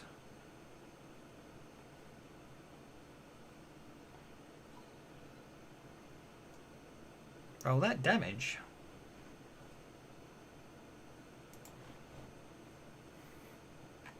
Oh, I'm going to Benny the damage. Okay. Damn it, one more time. Go for it. You can't take the bennies with you. Something's locking up on my table.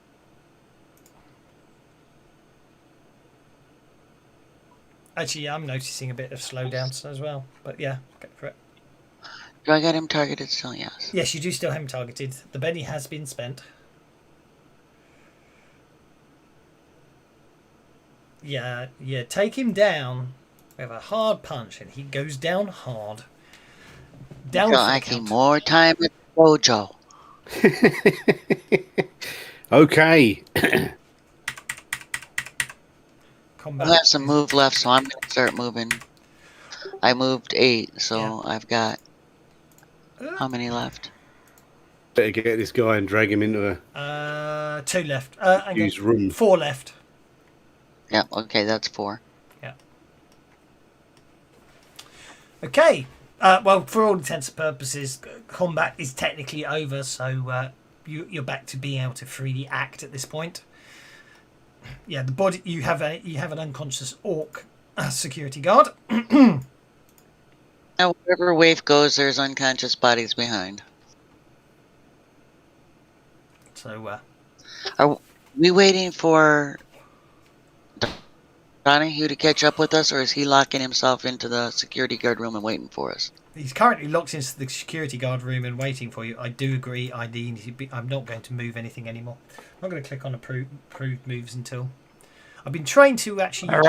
You've trained me to click when you get to corners because you can't see around corners. So when you get to corners, I'm automatically clicking because you can't see around it. But obviously this time, are you leaving the body there out of interest? Mind you, everyone's locked in. So How are we going to drag him? We're dragging the body with us until we find a room. I'll drag him. Well, quick. You don't even have to drag him. Quig can sling him over his shoulder.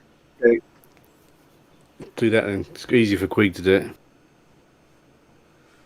Okay. Let's see what happens when you get down to that room, because you're obviously going to get there.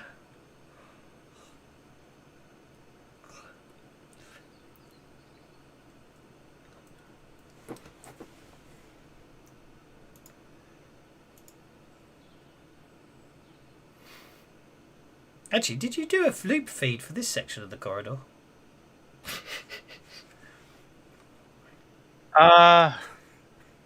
No. Yeah, he said all Well, I would have had a cameras. chance. So if I had a chance, yes. If I didn't, no.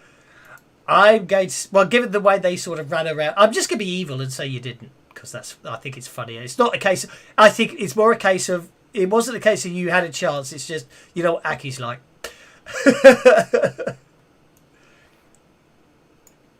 That's absolutely fine. I wouldn't worry about it whatsoever. Nothing seems to have happened. Obviously, you didn't need to worry about it while the guard was coming down, but anyway.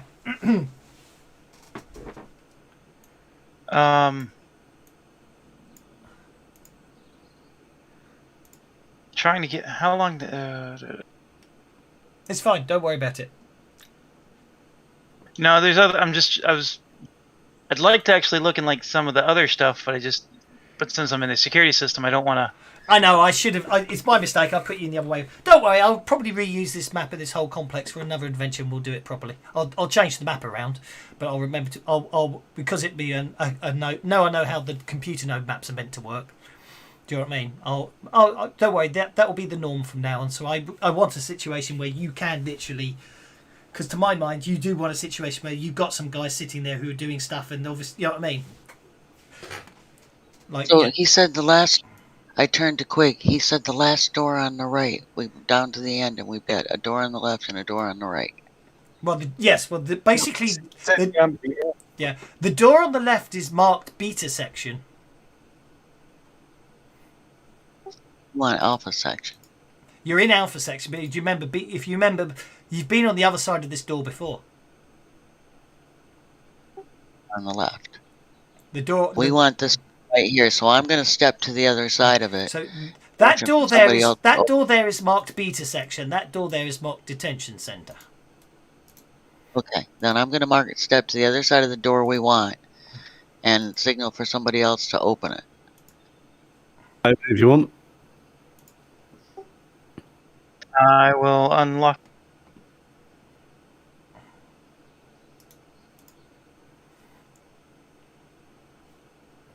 There's 2 guards.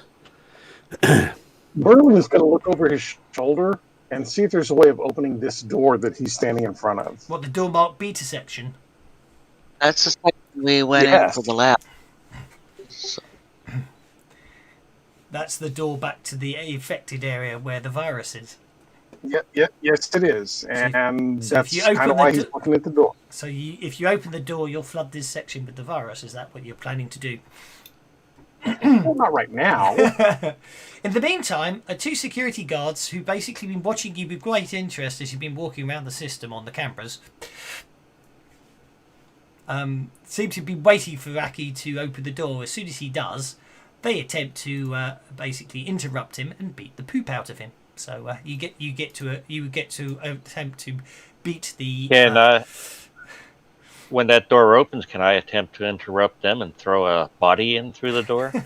You certainly can attempt to interrupt them as Aki's attempting to interrupt them, and you want to interrupt them as well. Be my guest. What do you need for that? It's just athletics.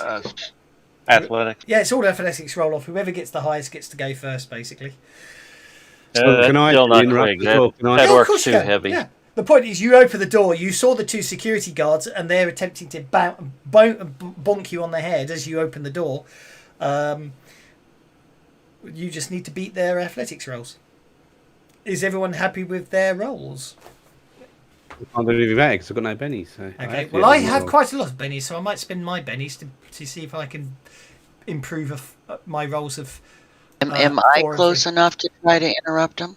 Yeah, you can make an athletics roll as well.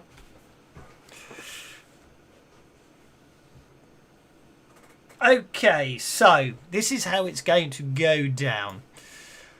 You're just going to hit a wall. Yeah, no. One of the security guards got a 9. One of the security guards. Let's have a look. One of the security guards got. Okay, let's work this out. Security guard 1, security guard 2. Security guard 1, security guard 2, security guard 1, security. Okay, one security guard got a 4, one security guard got a 9.